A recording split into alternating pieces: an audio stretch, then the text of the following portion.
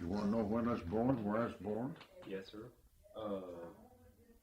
March 24th, 1983. This is Joe Todd. Interview with Mr. James Nance. Mr. Nance, where were you born? Born at Rogers, Benton County, Arkansas, on August the 27th, 1893. 1893. Yes. Who was your father? My father was Richard L. Nance. My mother was Lula Ellen Brame Nance. Brame was her family name. Were your parents both from Arkansas? No, sir, they were both born in Tennessee. My father was born near Murfreesboro, and my mother was born near Shelbyville, Rutherford County and Bedford County. What kind of work did your father do? My father was trained in law at Cumberland University at Lebanon, Tennessee. He came west with his family, his wife and baby, in 1879, and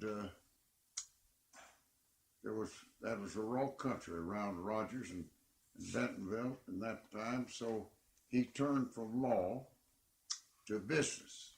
They was building the railroad through there at that time. The Frisco was building through northwest Arkansas, and he worked out a plan of entering the the grocery and fresh meat business, supplying the builders of the railroad at their camps there, and he was successful in that. Worked at that till the railroad completed its construction through that territory and established the new town of Rogers, Arkansas, and he stayed right there, helped open the new town of Rogers. By that time, it was about 1882, 1883. Who was Rogers named for? Was named for one of the directors of the Frisco Railroad. I don't remember his name, but I know it was named in honor and in memory of a director of the Frisco Railroad. Do you remember your grandparents? Yes, do I remember? Certainly I do. Were either of your grandfathers in the Civil War? Well, both of them were actually in, but one of them was engaged in the Quartermaster Corps of the Confederate Army. What was his name? His name was Richard L. Nance. And my other grandfather was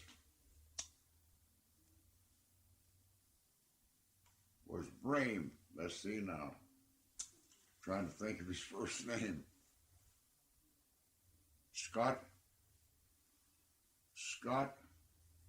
Winfield Scott Brame was his name. He served in the Army and was captured at Shiloh. Was he a Confederate also? Yes, he was a Confederate soldier and was captured there and was imprisoned at Fort Butler, Illinois for 18 months. He was released at the close of the war. My other grandfather was captured as a contributor to the Confederate cause. He was working in rustling supplies for the Army, and they imprisoned him at Nashville. And an incident they tell me that was quite impressive.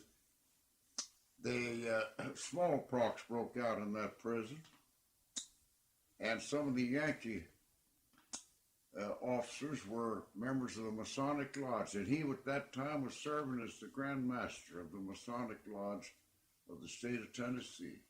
And they go down to the prison and pick him out and tell him they're sending him home.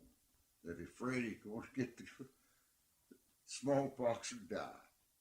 You know, that war was fought between gentlemen. I guess you know that. It's not the type of war that you read about in modern day where they tried to kill everybody, including the civilians. and they were very respectful of each other. Now, of course, some of the stray soldiers, I know they robbed my grandmother's house and locked there, and she was very bitter about it.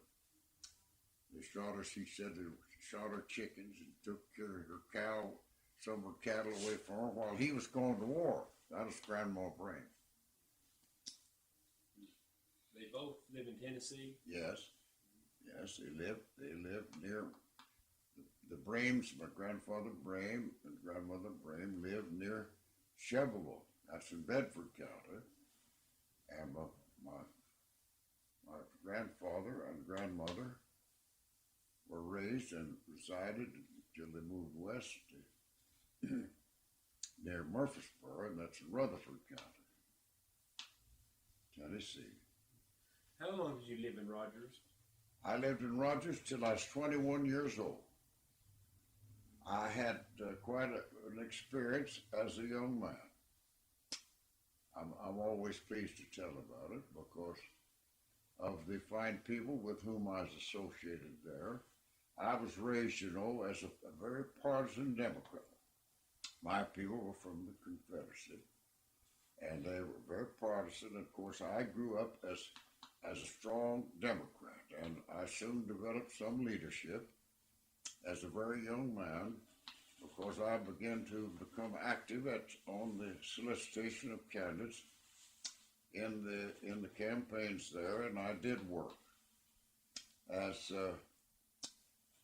one of the active members of the campaign committee for some of the candidates, including a member of Congress by the name of Claude Fuller.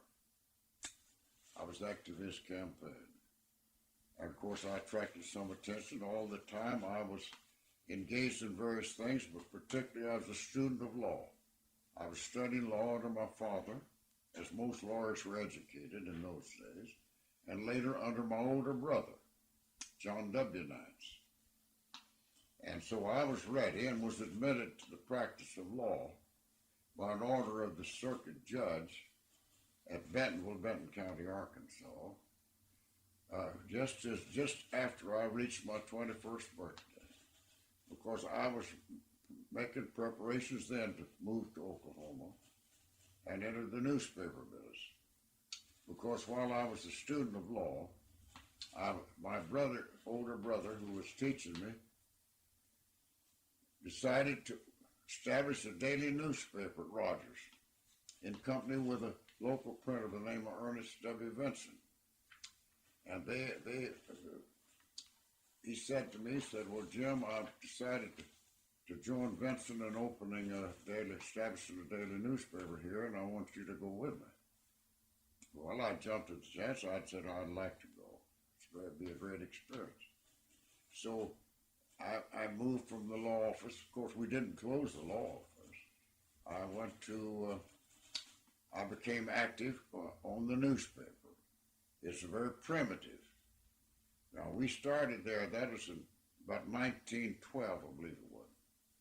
We started in competition with 3 good weekly newspapers there, and we had a very small capital. We printed on a job press. We set the type by hand, and we used the job press in which we printed the little daily was my foot power. I worked as a printer, I worked as a pressman, I worked as a typesetter.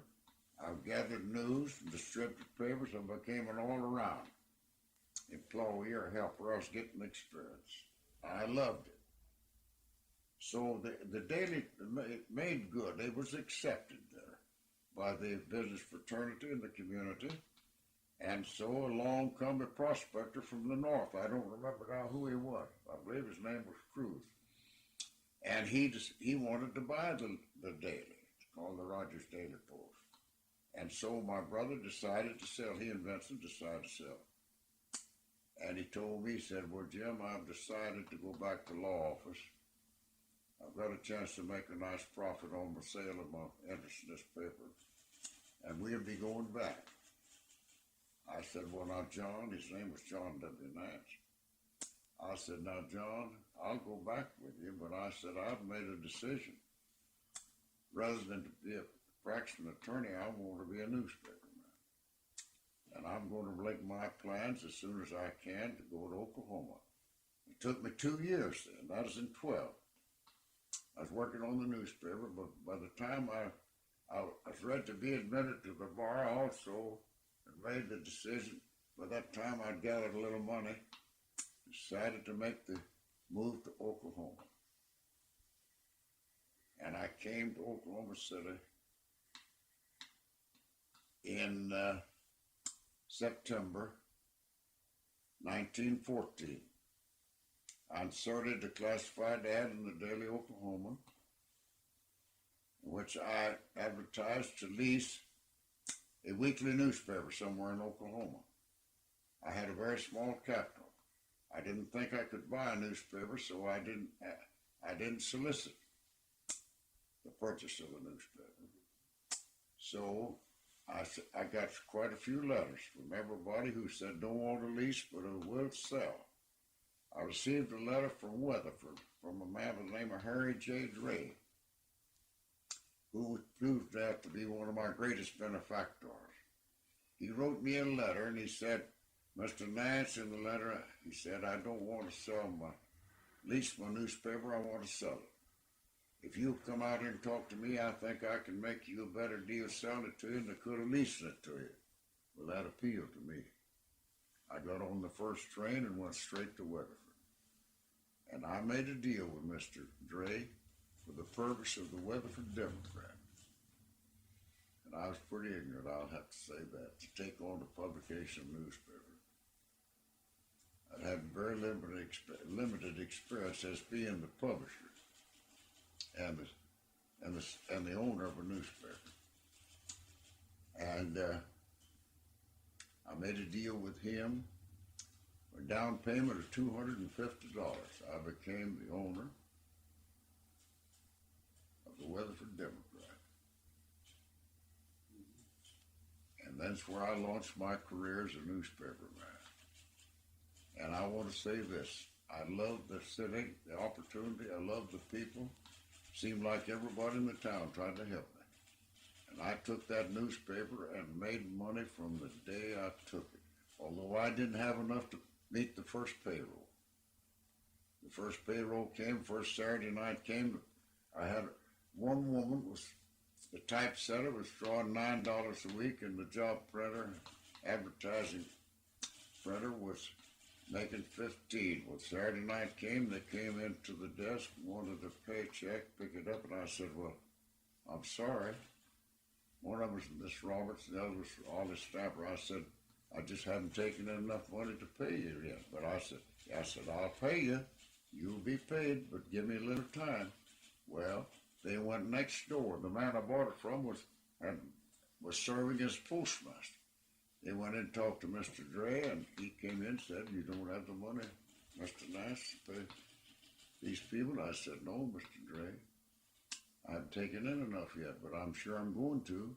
Look, everything looks good. He said, well, I'll tell you what I'll do. I'll pay him, Jim. He had already given me half a month's accumulated business as the middle of October. He'd already given me that, and he said, I'll pay him from the 1st of November. And I said, well, Mr. Dray, if you pay him, I'll guarantee that you'll never have to pay him again. I said, I'll make the money and I'll meet the payroll. And sure enough, I did. And I was on my way. Just everything turned good. Well, of course, as a break came. One of the reasons why I hurried out of Arkansas was the panic that occurred following the war in Europe. For some reason or other, the place where I lived apparently was depending on the economy that developed in trade with our people up in that country, trading with the England and France. And to see they couldn't sell cotton, they couldn't sell anything. And so the wheat and cotton, they just couldn't sell it. And so they panicked, and that's another reason that hurried me up to move into Oklahoma. But while I was there, the first month I was there, when I was starting, They settled the question about being able to buy stuff in this country and ship it to the war countries. And so, of course, the demand came for wheat and cotton and corn and everything. And so the farmers all of a sudden got prosperous, selling the wheat at a war price. And so that reflected in boosted my opportunities to be established. Well, now there I am. I'm there. I've told this story before, you can tell that. I haven't told it to anybody to make a record of it or anything, but I told my children and my grandchildren and great-grandchildren about my experiences getting into the newspaper business and into the law business. And of course it kind of thrills them and inspires them some. I've got a great-grandson that's here with me now. He's in training with me, just like I was with my brother and my father.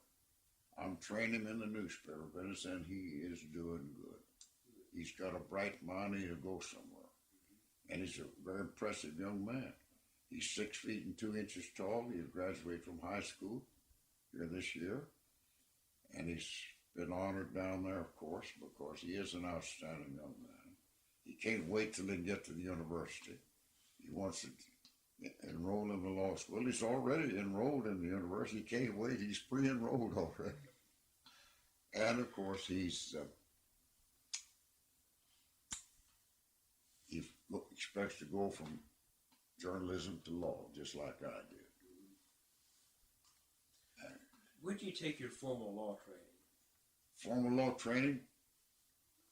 Well, I'd have to say I took it with my father and my brother. I had no college training. Okay. And then the rest of it I picked up. But my father coached me. He died pretty young. He coached me about a continuing education on my part. He said now to me, we talk with us. He said, now Jim, he was in bad health then. He said, you may not be able to get a formal education in the university or some college or law school. He said, the only substitute for it that I know of is newspapers. Reading. You can educate yourself. If you will associate yourself with intelligent people, ambitious people, and be a constant, dedicated reader of the newspapers and other periodicals that will help develop you, educate you. Said if you don't get the technical education, you'll have enough education that you can sit and visit with the most intelligent, the strongest people, the greatest leaders in the country. They'll never know that you're not a college man. That's so how it did prove out. It so definitely proved out to be his wisdom. And so I commenced as a boy to read newspapers. I remember that when I was in grade school, or 8th grader, that we had, the teacher there I was in a private school, by the way. She had us to subscribe for the current events. That was the newspaper published in Boston, Massachusetts. And all the current events of the country, I guess, just like the daily newspaper would have. Got it once a week, I think it was. I loved that. I ate it up.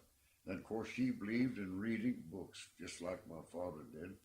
The library, she gave us a course of prescribed reading, and I read it. I really loved it.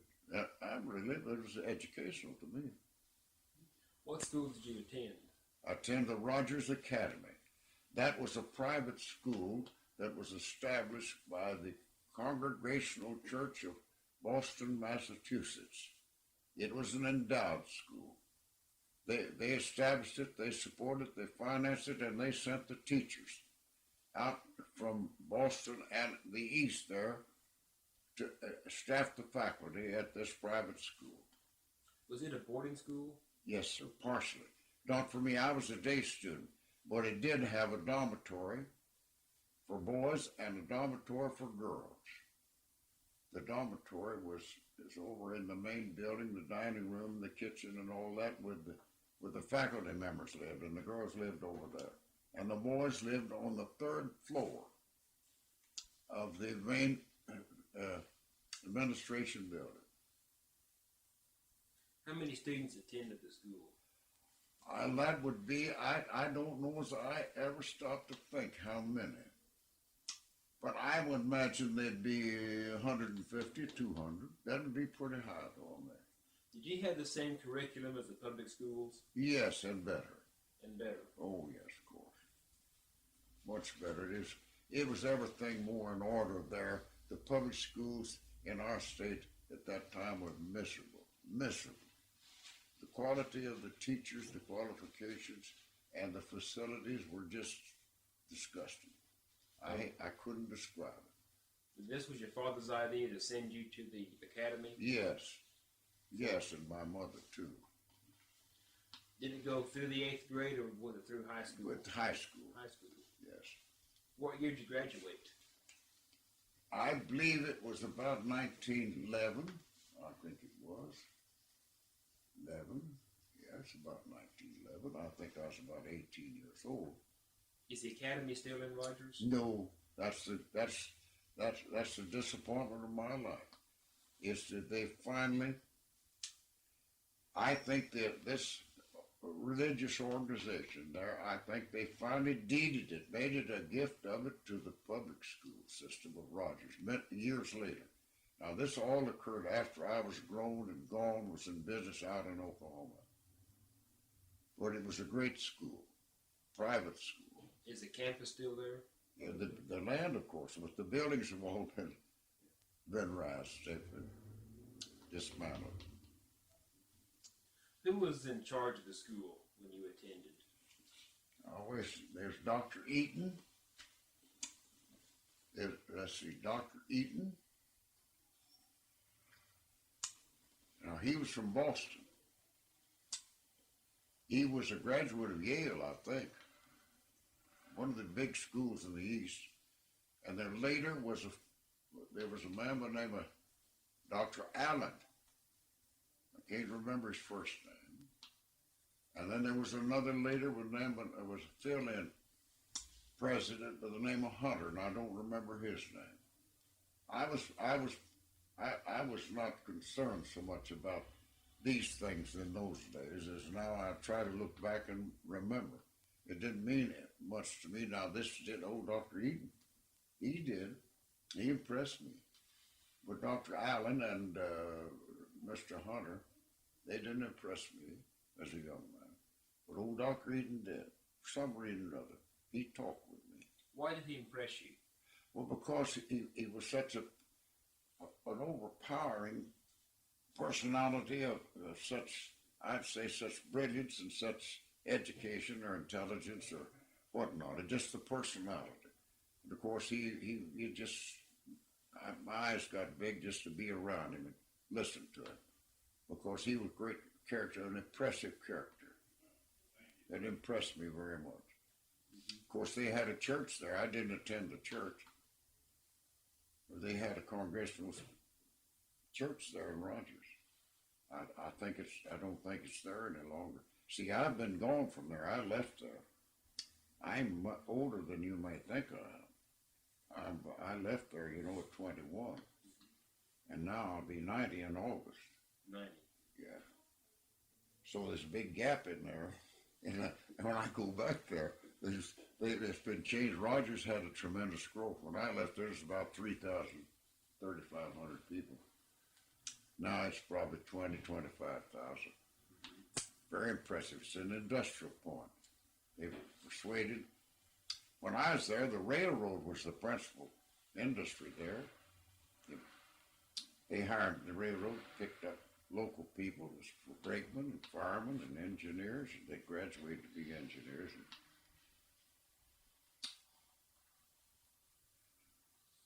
And you came to Oklahoma City in 1914, and then you opened the Weatherford Democrat. Yes, sir.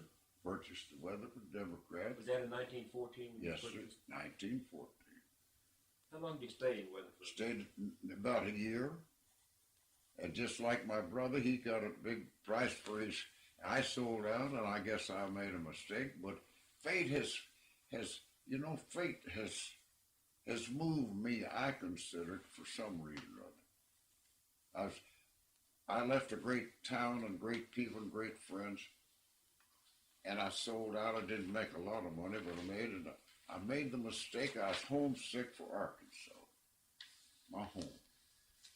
My mother was still there, was alive, and I went back there, moved back there. But that time I was married, you know. That time I was married, and I told my wife when we unpacked there, I said, why on earth did we come back here? I said, we more closed our books on this time. I said, we left, there was nothing for us here. That's the reason why we left. And we come back here now just because we got some money. I said, it don't mean that there's any opportunity for us here. There's no newspaper for sale here. There's nothing I can get into, and I want to be a newspaper man. So I said, well, all I can do is to go prospecting. So I got on the train, and I read about some papers down there. I went down to Dallas and Fort Worth and started out to Coleman to buy the paper at Coleman, Texas. That's out in the ranch country. But I didn't reach there. I got as far as Brownwood, and I decided, God, this country down here, not for me. I said, oh, you know, I'm going to start somewhere else. I said, I like Oklahoma. So I turned around and went back home, consulted with my wife, and decided to go back to Oklahoma prospecting. That's kind of an interesting story in a way. I went back to Oklahoma City, and of course I went to the wholesale houses where I was acquainted, where I'd been purchasing newspaper supplies when I was at Weatherford, and made inquiry. We had 2 wholesale houses there, I remember. They were very nice people, very accommodating to me, encouraging. But said, well, Mr. Nance, we just don't know anything for sale now. So I had read an ad in the paper, the Dallas paper at Mount Vernon, Texas was for sale. So I decided to go there. So I got on the Interurban and went to El Reno and caught the Rock Island. I bought me a ticket. If I stayed within the state with my ticket, it's 2 cents a mile. So I bought one to the last town in Oklahoma, Terrell, Oklahoma, I guess it was. 2 cents a mile. So I got on the train, and it was hot. And that day, you know, the trains were burning coal and cinders, and the coach where I was hot. The windows were open, the windows, and set, and everything was flying, and I went to sleep. And I waked up as the train whistled in for Duncan, Oklahoma. And I said to myself, this is just too hot. I believe I'll get off here. I won't lose much of my ticket. I'll get off here and rest a while and clean up a little and go down on the night train to Fort Worth to catch the train out to Mount Vernon, Texas, and that's in East Texas. Well, so now fate in there, her fate contacts me right there. I went downtown. Before I got off the train, I did wash my face a little, and I know it was pretty sweaty because that sweat had blowed in on me, or laying there in the window sleeping. I walked downtown, and I went to the drugstore and got me some ice cream, cold water, refreshed myself a little, and looked around, walking. Remember, I'm still just 21 years old. I haven't reached my 22nd birthday. So I walked down at the end of the main street. The courthouse was at the end of the street. I walked down there and looked around and came back, and I was somewhat bewildered. And I came back to the center of the town, the principal intersection. And for some reason or other, I just went over and leaned up and looking and gawking around and leaned up against the telephone pole. And pretty soon I noticed, out of the corner of my eye, somebody leaned up on the other side. So that excited my attention, and so I kept eyeing and looking, and finally this fellow said to me, great big fellow, He said, you're a stranger in town, ain't you? And I said, yes. Said, what are you doing? I said, well, I'm a newspaper man. I said, I'm out prospecting. He said, well, isn't that a coincidence? I said, I'm a newspaper man. My name is Lee Woods. That's my newspaper right across the street over there, the Duncan Eagle. I said, well, Mr. Woods, I'm pleased to meet you. I said, I'm not very long in the newspaper business. I'm somewhat of an amateur, but I'm ambitious. And so he said, well, now, Mr. Nance, he asked me a few more questions, and he interviewed me pretty good. He saw that I was solid in some respects. So he said, well, Listen, I want you to just come on down to my office and sit and visit with me a while. So I said, I'd be glad to. I've got plenty of time. I said, no, I don't go south till tonight. And so we drove down to the office and we talked about things, particularly the newspaper business. Of course, I wasn't very sharp on that because I hadn't been in it long enough. But he'd been in it for years there. And I finally got around, he said, now, you haven't made a deal in Texas, have you? And I said, no, sir. He said, well, Mr. Nance, I think I can cite you a better deal up here at Marland than you can get down in Texas. He said, Marland's a good town. It's practically as big as this town was county seat. A lot of good people up there. They need a new editor. Said the man that owns the paper there has been in Oklahoma City. He said he was elected to the legislature. He's been up there about 6 years in the legislature. And he served as secretary of Governor Haskell, and also served in the House. And he's now serving as chairman of the Capitol Building Commission. Don't know when he's come back. The people up there are dissatisfied with the paper, the quality of the paper they're getting. And he said he's left a fellow in charge up there. They say he's a socialist. I said, who was it? He said, a fellow named Nance.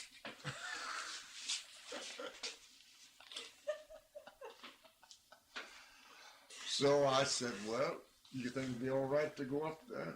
He said, I want you to go. I'd like to see you by the Marland Review. So I turned around.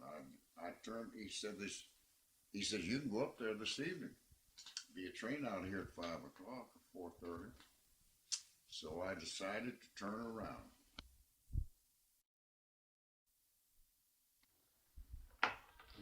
Turned around and I got on the train and went to Marland, 10 miles up the road. And I got off there and got on they met the train. The hotel had a hack down there, bus-like, and I got on that and went up to the Kentucky House. There's a big old frame hotel right in the heart of town.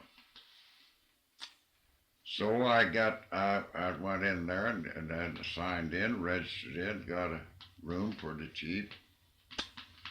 I didn't have any bag and baggage. I didn't travel with it. So I went down and they also served food, a common table, you see, served for the people in town, the people in the stores that wanted, bachelor type that had to eat out. So I sit down at this big table. There's quite a few young fellas sitting around the table. And we got to talking. And they kept interviewing me, and I interviewed them. And so they found out I was a newspaper man going to look at the paper there. And oh boy, that raised them up. Said, Mr. Nance, this is the place. We need you here. That paper over there is in trouble. Said there's a good boys over there, but they don't know what to do with it. Mr. Anthony's been gone, that is his name. Said he's been gone so long as that paper's run down, we just don't have much of a paper. And said, I think you can buy it. So we talked there, and the next day, that night, I was encouraged. So the next day, I went over and talked to the boys at the paper. This fellow Nance, his name was Horace Nance. I found out if he was a socialist, I never did know much about it, but he's a very fine man. He had been the foreman. He'd been Anthony's principal printer, and his helper was his brother-in-law, a fellow named David. So they opened their arms to me. They said, and by the way, he had acquired a fourth interest in it. He said he had a fourth. And he said he'd be glad to sell his part. Said, I hope you go see Miss Stanton, buy this place, you can buy mine. I'll sell you my interest too, my fourth. So I went back to Oklahoma City. I interviewed some of the people around up and down the street a little. I wasn't too extensive, but so I went to Oklahoma City and found Mr. Anthony. Well, he appeared somewhat receptive, but not enough.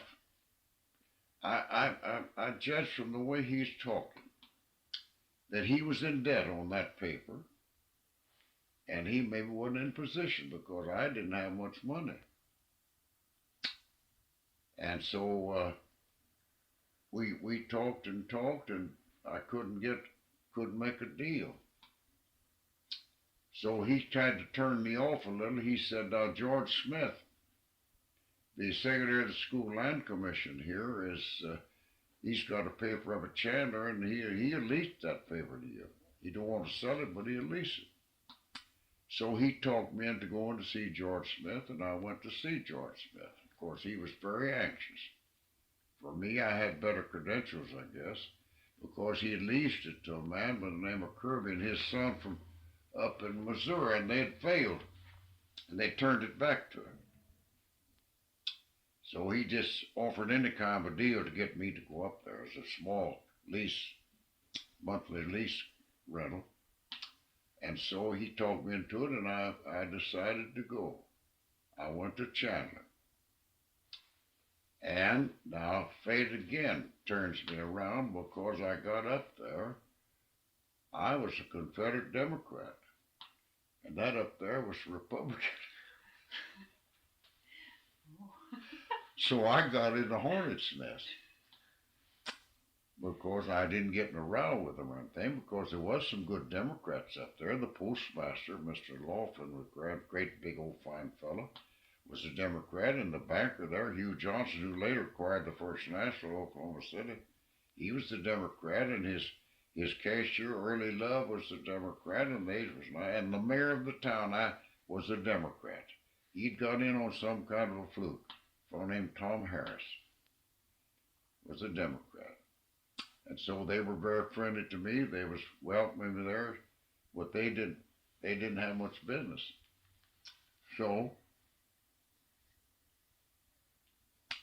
Tom Harris, of course, I was rusting business and prestige, and I talked to Tom Harris about naming my paper, the Chandler Tribune, the official city paper.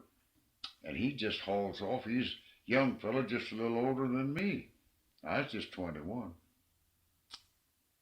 And he named my paper, the Chandler Tribune, official newspaper for the city of Chandler. And you know what happened? His board was all Republicans. And they called a meeting, a rump meeting of the city council to countermand the mayor's order naming my paper. I said to Tom Harris, I said, Tom, I'm in the wrong town. I said, this is no place for me. I said, I'm a Democrat. And I said, I can't take this. I'm not used to being treated like that, even though I've just a year in the newspaper. So, of course, Tom Harris later appeared in my life. He kept rising, get to be district judge, and I made other friends there, including the man who was later elected governor, J.B.A. Robinson, and it was young lawyers there. There's some of them Democrats. I made friends, and I kept saying, well, I'll get out just as soon as I can, as quick as I can. So my printers was a couple of brothers and their wives, and they were union. It was a union shop. And so I talked them in. I said, now listen, people. I said, you are the ones that ought to have this paper. I said, you're doing all the work. And I said, you're plenty competent to take this paper. So I talked her into taking it off my hands.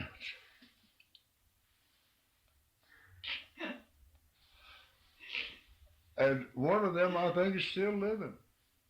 Anyway, there's good two fellas, and they took it. That let me out audibly, you see. And so I went out prospecting. And so I looked for papers all around over the country, still didn't have much money, you know. And so I just kept a-looking and a-looking till finally I said, well, I believe I can talk Anthony into selling me that paper. And I went back to Mr. Anthony. And in the meantime, I guess he kind of checked up on me. Because you get a checkup, you know, when you're new, you can go to wholesale house, they'll tell you what kind of a man they are. And I'm sure they checked up on me. That's my work out at life at Weatherford and Chandler. And so I went back to Anthony, and I finally got him to make me a proposition. He turns me around. Here's fate again. He said, all right, Mr. Nance, I'll trust you. I'll sell you half interest in it. Say you haven't got much money. If you go down there and buy Horace Nance's interest and pay the debts that they're owed, you can have half of it. See, and I got bought Horace Nance's interest for $3.75. And of course, I could eat up them debts, you know, by profits with what I made.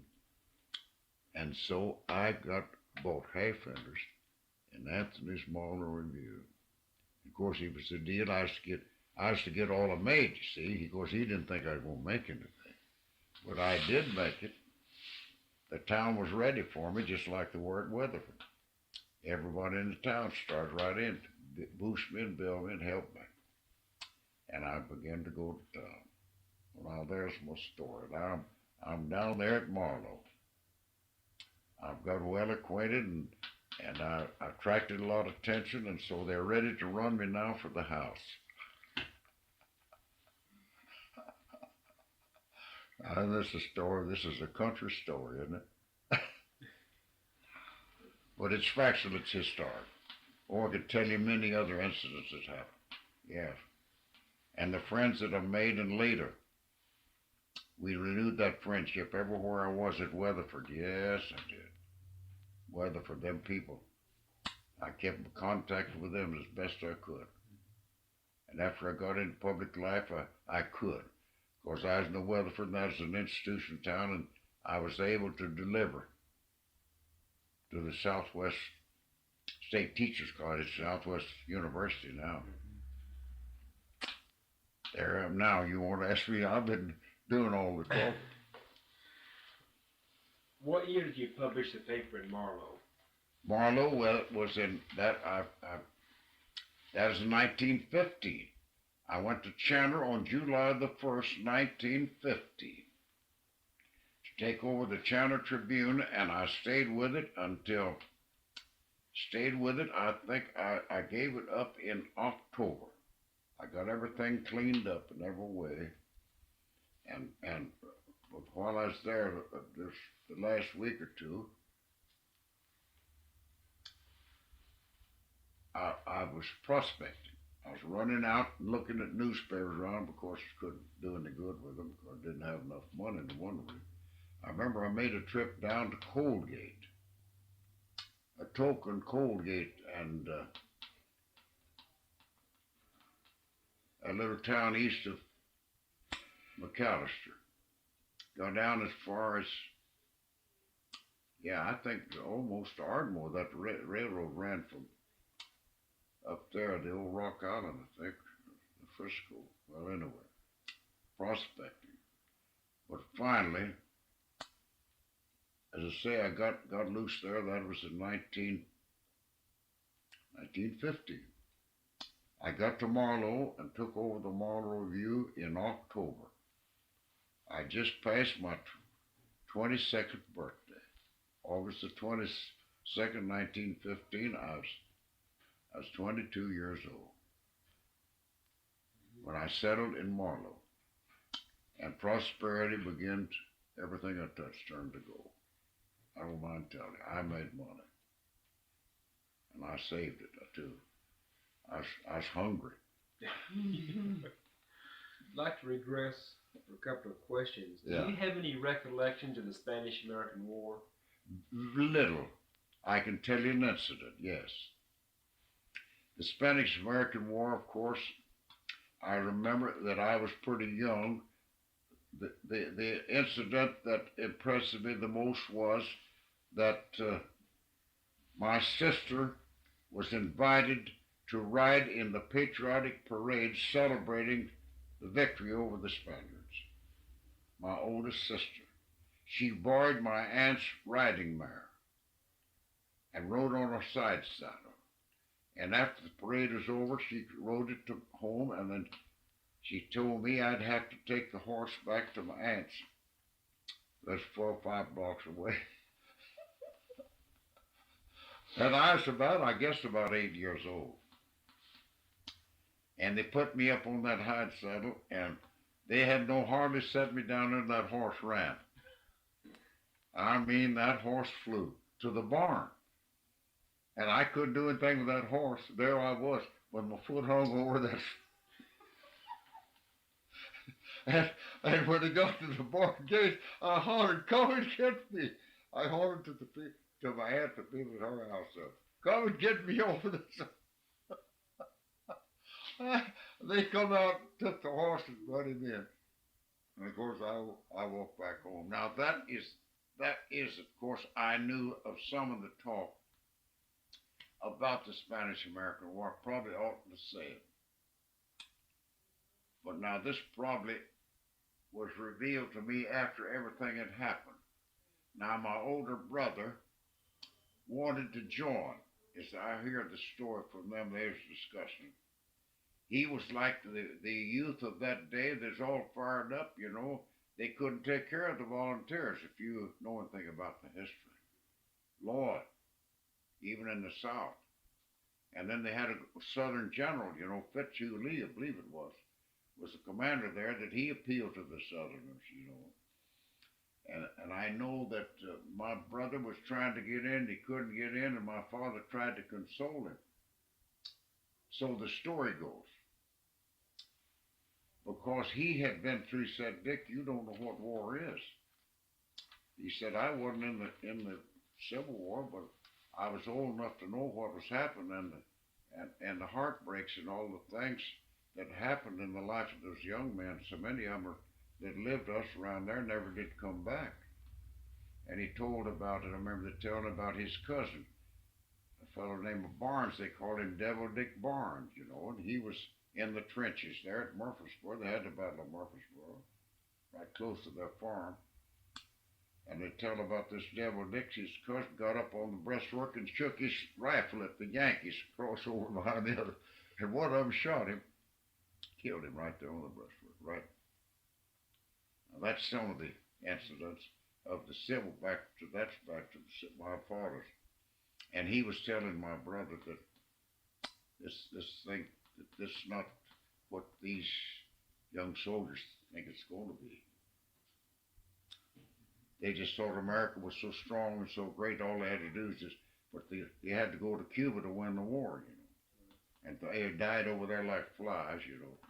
Poison, you remember that? Yes. That sounds just like them. Excuse my French. Quite all right. You're And they speaking said no one said a word. They just kept on charging. Why, sure.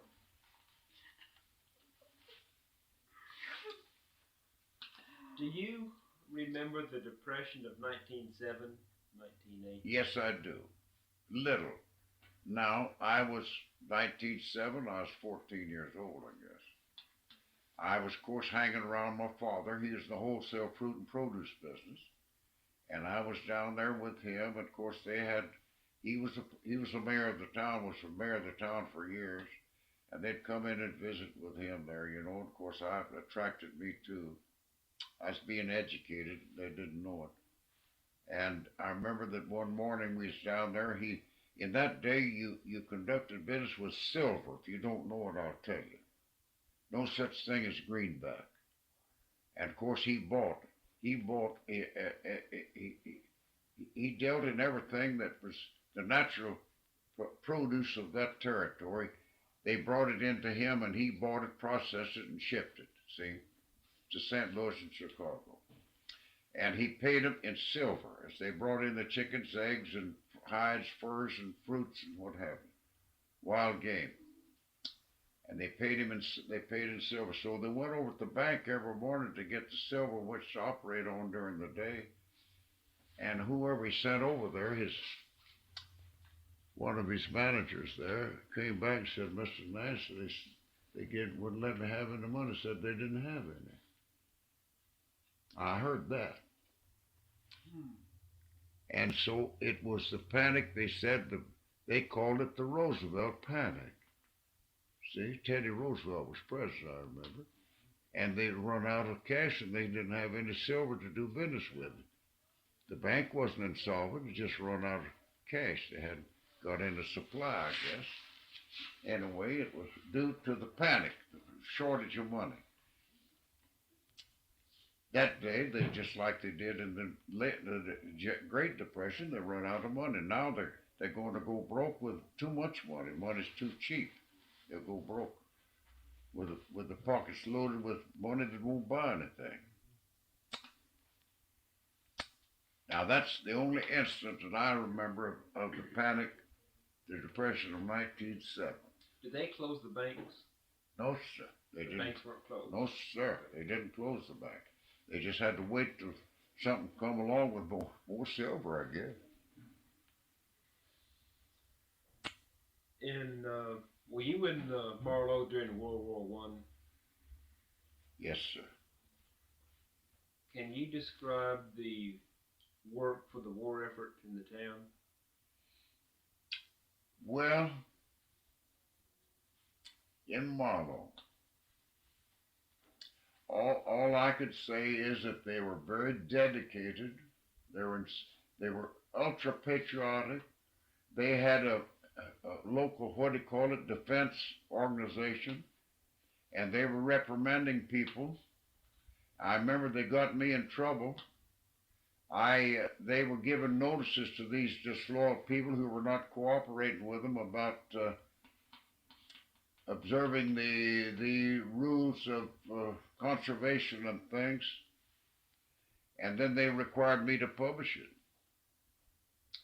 And that was made me liable.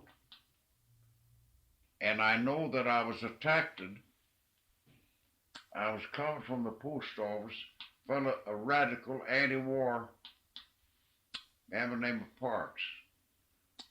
And he attacked me and insulted me. I was walking the post office with a handful of mail, and he insulted me there, and I went after him.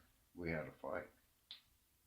And I remember that all of a sudden some of these leaders in the patriotic local defense organization, they showed up. One of them was one of the big merchants in the town, the name of John O'Quinn, and they grabbed this fella. And of course that was good. I didn't want to fight him. I didn't have any quarrel with him, except he just insulted me, something about, I forgot what he said, but he insulted me about what he's read in my newspaper, the Model Review. And of course, all I did was this, what did we call that defense organization of local people that handled the war effort in the drives and all the things that went? It's very patriotic there. Is it like a civil defense or? Yes, it would be. You'd call it today like the civil defense. And I can't think of the name of that organization, but the big people of the town, the prominent, mature people of the town were operated, and they was laying it on. They was laying it on these disloyalists that were not cooperating with the conservation measures and buying bonds and all those things, you know. They practically compelled people to buy it, you see, the urge, the patriotic spirit, the pressure. I know I did. I know I bought them. Did you publish this list in the paper? Of what? You said that they wanted you to publish this list of the people that weren't complying with. Yes, sir. They had me to do it, and this one fella was the only one that really raised Cain, and they didn't have no more trouble after that because they threatened to lynch him. This fella, they threatened to chew him up after he and I had this fight. Of course, I was scared. I was very young. See, I was, let's see, 19, yeah, I was 23 or 4 years old. By that time, I had a wife and 2 babies. I had son and daughter. Yes, 3. What was your wife's name? Her name was Eileen Carr. She was a part Choctaw maiden. We married very young, married in Bentonville, Arkansas. When did you get married? Hmm? When did you get married? Got married in 19, let's see, what, 13? Yes. March 11th, 1913. Married in Bentonville, Arkansas. We had a son about 10 months and a week there later.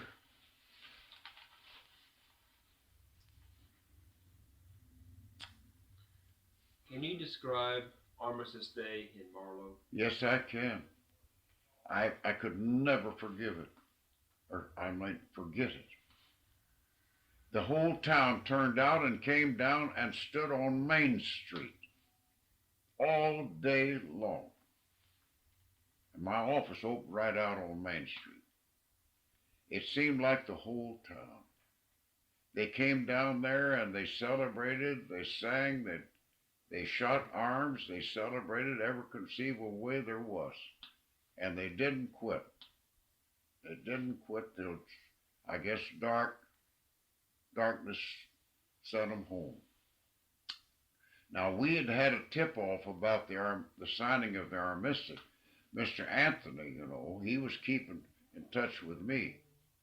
Now, that was in 1918. And we were together and consulting together all the time. Anthony was coming home and visiting. And he got the tip-off the night before out of Washington some way through his, he was, you know, associated with the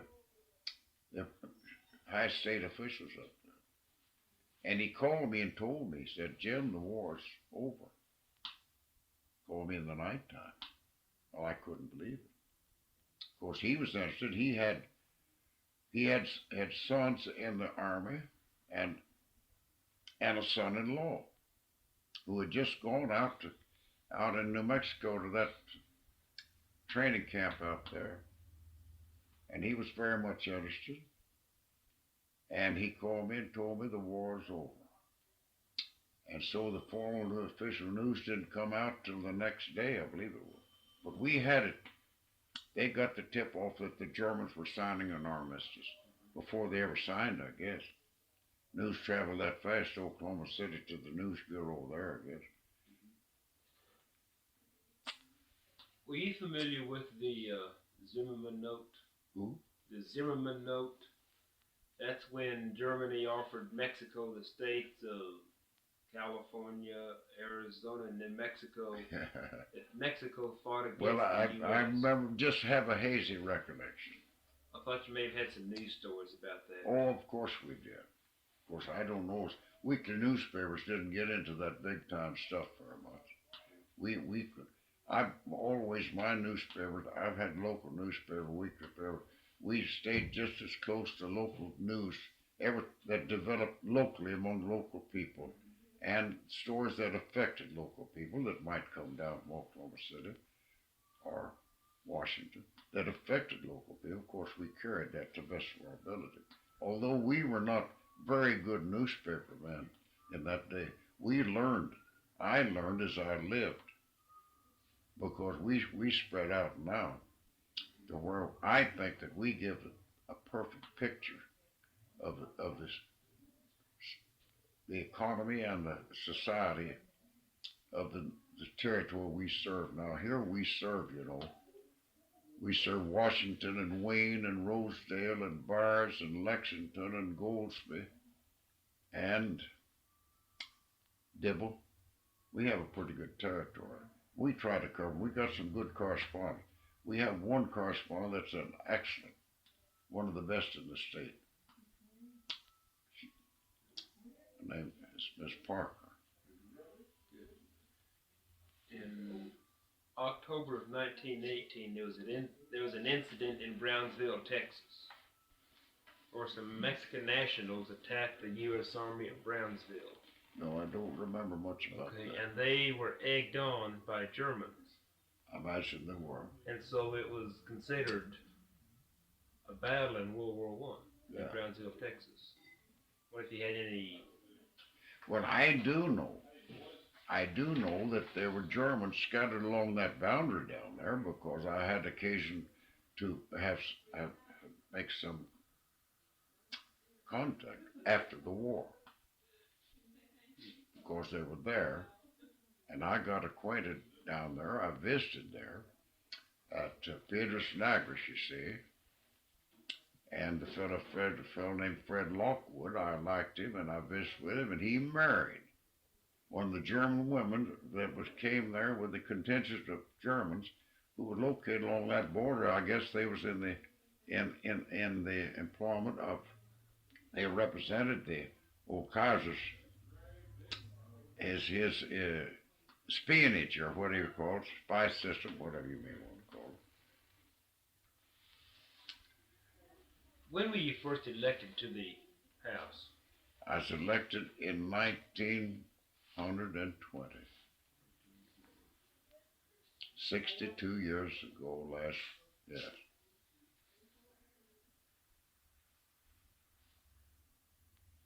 I was elected from Stevens County. I was encouraged to get into the race by local people that I don't think that they were so much interested in legislative programs as interested in me. Particularly a fellow named John Chisholm and Joe Graham, a couple of ranchers. Of course, I had no trouble. I defeated a man who's running for re-election. Who did you defeat? Who did you defeat? A fellow named Akers.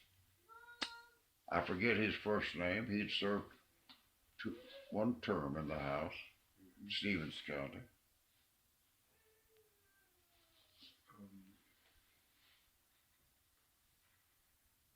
How long did you serve in the House? From Stevens County, I served 2 terms, 4 years. And then I had a break in my service then because I sold the Marland Review on a delayed payment plan to some friends there. And I went to Lubbock and established a new paper in Lubbock called the Lubbock Journal.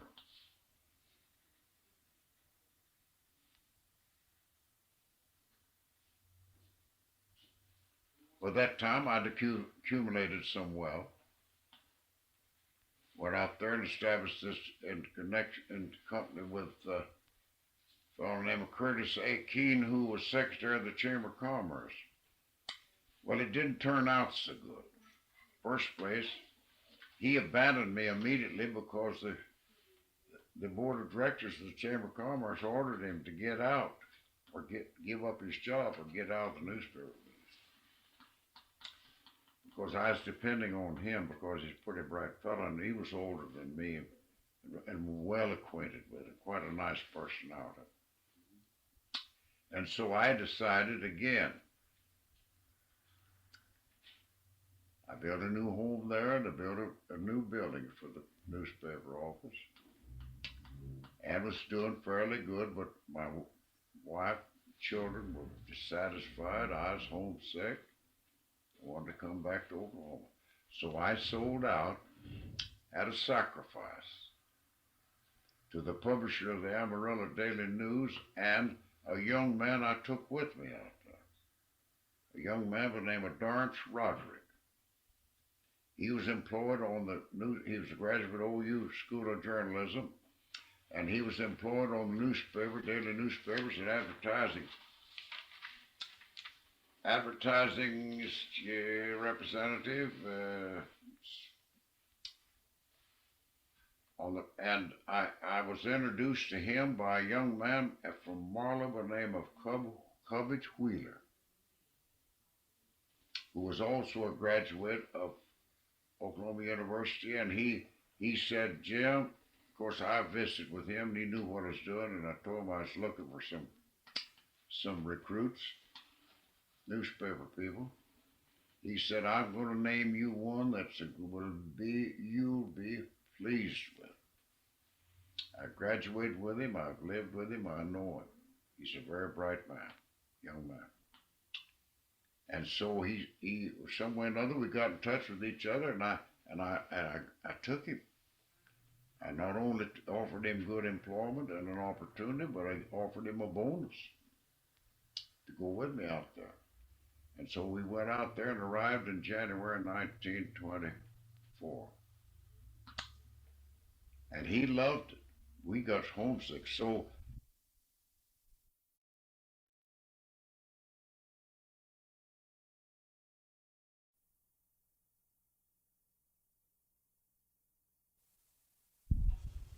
Okay. that this young friend was correct in his appraisal of Lawrence Roderick. He turned out to be one of the nicest, finest young men. He died recently in El Paso, but he had made a fortune in the newspaper business. This property I sold him, and he had a partner, and he moved from there. They bought out the competitor in Lubbock, so they had a clear field. And later he moved over into El Paso in the days of the Depression, and he's able to buy the morning news, daily newspaper over there, which made him a millionaire. He died not long ago as a millionaire. He's branched out in the television, radio, television, and ranching. Natural-born businessman, born to be rich, born to be successful. That is Lawrence Roderick. Now, I moved back to Oklahoma, and that's when I bought the Walters Herald. It's ideal for me. There's where fate moves in again. It gave me the opportunity and the stage, a golden opportunity. Walters was ready for me. They'd come out of the oil boom. The town was depressed. It was on the backslide. They were ready for me, and I began to offer new leadership and new spirit, new courage to them. And the way I went made money. I did well. And you see, it's hard to sell people on this side that they practically drafted me to run for the House down there. They wanted leadership in the state government. And the old man that had it, his name named Uncle George Hooper. He's 85 years old. He came to me and he said, now, Jim, you're the man to represent this county. He said, I'm just too old. He said, I just don't understand all that's going on up there. And I'm going to ask you to run and I'll support you. And the Hooper family was the biggest family in the county. It was very loyal to me. And that's put me back in public life again as a member of the House. From what county? From Cotton County. Cotton. And I served there, let's see, that is in 26. I was elected. I served in 27, session of 27. And I was elected again in 1928. And fate took me by the hand again and elected me Speaker. Just think about how I was rising. But I was also doing my homework. You know, I soon realized that what my father had said to me about being prepared and conducting your own study and briefing your own problems, he was so right. And so I was, by that time, of course, I was doing well financially. And I would go to Colorado in the summertime and spend the time while my family was enjoying the sights of Colorado and the summer climate up there. I was studying. And I thought I had a premonition that I was going to be Speaker. And so I was qualified. I had dug deep into parliamentary law, the history of parliamentary law, and the Constitution of the state. I've become a deep student of the Constitution and all of the laws that affected state government in any way that might be related to the legislature. And I had my homework well done. And so I was a tentative candidate for speaker. And I run into problems. By that time, Johnson was the governor. He was in a bitter fight with the legislature, with the House particularly. Had the Ewe Lamb Rebellion, if you remember. They had tried to have a rump session. Well, I was hanging around, but I was not in the movement. But I was, of course, those people that was running were friends of mine. And I was somewhat in sympathy with it, although I made no statements or anything. But they considered me as being one of the irreconcilables. They call them irreconcilables. That was headed by Hill and Kite and Bob Graham and John Head and R.H. Stanley and Homer Paul and C.C. Hester and those fellows. So I went down to see the governor. You see, he was picking him a candidate for speaker, Allen Street. You ever hear of him? All right. So I went down to see him and told him I was thinking about being a candidate for speaker. He said, "You can't be elected." I said, "Can't?" I said, "I think I got a lot of friends up there that would support me if I become a candidate." He said, "I'm against you, you can't win it." I said, "Well, you mind telling me why that you opposed to me?" I said, "I'm ready to be speaker. I'm ready." He said, "Because you run with the wrong crowd." And he named some of these fellows that I named just now. I said, "All right." I said, "I won't be a candidate. I'm through. If you're going to disqualify me, I'm not going to take on this situation that's brewing up in the House anyway. I might have a lot of trouble up there, and I'm not going to take on the governor. So I will not be a candidate for speaker. I'm going up there and just try to be an effective member of the House." And so trouble began to brew. So the Democrat House members held a caucus. I attended it. I didn't bowl. And they nominated Allen Street, the governor's choice for speaker, and no other candidate was nominated. But I did vote for his nomination. And so the House convened and organized, and they elected Street speaker. And here's where lightning struck. After they elected him speaker, the rebels and the Republicans together, they had more or less formed a secret coalition. The Democrats couldn't afford to vote because they were all prominent Democrat political leaders in their respective regions. And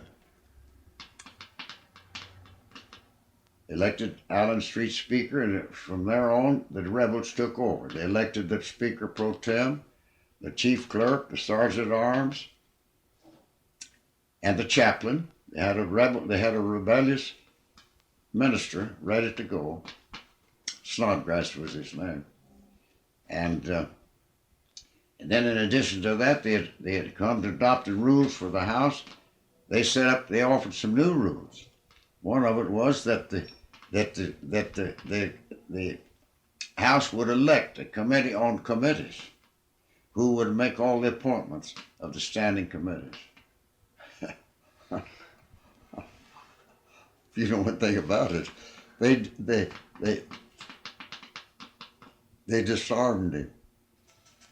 And so Dr. Smith, who was a friend of mine, a very strong man, he come up to me and he said to me, "Jim, this won't work." He said, Street can't run this House with the way things are now. That first move he made, they've got the strength, they'd throw him out up there. I said, "Well, they might do it. I don't know. I wouldn't be a part of it." He said, "Well, I'm going to go up there and tell him." Now, this is Dr. Smith, J.B. Smith. "I'm going to go up there and tell him that he better quit, that he's lost the control of this House." And I guess he did, because he hadn't been up there 2 hours on the rostrum until he just up and said, "Members of the House, I've decided to resign." And he resigned. It was just that much of a bolt of lightning struck that house. So they began to caucus around. Of course, the rebellious Democrats, the incorrigible, largely the Republicans were on a working. They were friendly on a working situation, and it didn't take them long to get together and decide that they would elect a speaker. And so, now I tell you the truth about it, I don't think I was the first choice. They offered it to one or two other fellows, I think, although I didn't dig into that. And each one of them turned out and said, well, no, we can't do it. Ain't nobody can stay up there the way this thing's divided, this house divided into 3 parts like it is. And so they came to me. And they began to consult with me about it. And of course, I listened. And they finally said, well, Jim, how'd you like to be? I said, well, I don't know. That looks a little shaky up there to me. He said, well, we want you. We've decided. They came back and forth. We've decided that you are to be the speaker if you'll take it. I said, well, now listen, I was wanted to be speaker. I was ready to be speaker. But I said I was pinched off. I couldn't go. But I said, I'm ready to go. But if I do, I've got to have an agreement with you and the Republicans, that I've got to be promised by you that you'll permit me to be an honest speaker, that you'll permit me to rule according to the law, parliamentary law, the rules of the House, and the Constitution of this state. And never, just because I rule against you, that you won't organize to throw me off the roster. I talked later. They agreed to it. I said, I'll take it, and I'll remember that I'm going to be the judge. I'm going to be honest. You'll know if I'm not honest. You certainly, a man can't be speaker up there and make dishonest decisions. But where it'll be known not by one or two, but by all of you. And I'm not going to make those decisions. I'm going to rule if it hurts you. And so they agreed. And I was elected by a unanimous vote, largely called the roll. I made them call the roll, of course. And I took over. And I'm proud to say that I had a marvelous success. I had no trouble. Now, we had an ex-speaker in there who was a powerful man, a smart man. Allen Street was still a member of the House, and he is irreconcilable, too. I mean, on the other way around. And so they had been waiting for the pit to catch me to fall. It never did come. So this smart speaker raised a point of order on a motion pending there. He raised a point of order. And I saw he had me right there. Because if I ruled in favor of his point of order, that'll break up, that'll cause lots of trouble. And I was going to have to do it unless I can find a way around it. So I got to thinking. And so I wanted to delay while I thought, so I said, now, Mr. Stovall, you've raised a very interesting point of order. And the chair would like to have your further counsel from you before I make a ruling. I'd like to hear you to brief me a little more on the effect of your point of order, why you make it and so forth. Then I'm going to ask Mr. Kite, who's speaking for the Democrats or the coalition. I want to hear from him too. So they got up and they argued the point of order. And all the time I was a-thinking and a-thinking. And it finally dawned on me that under the rules of the House, the Speaker has a right. When in doubt about a rule on any question before the chair, he can submit the question to the House, the whole House. So I said, well, now, gentlemen, I said, this isn't a very important ruling. This is a very important question. Could well affect the future course of this House. So I'm going to let you, gentlemen, you in your honor and your honesty, let you decide this point of order. And so Mr. Stovall thought, he saw I had him, that he was whipped.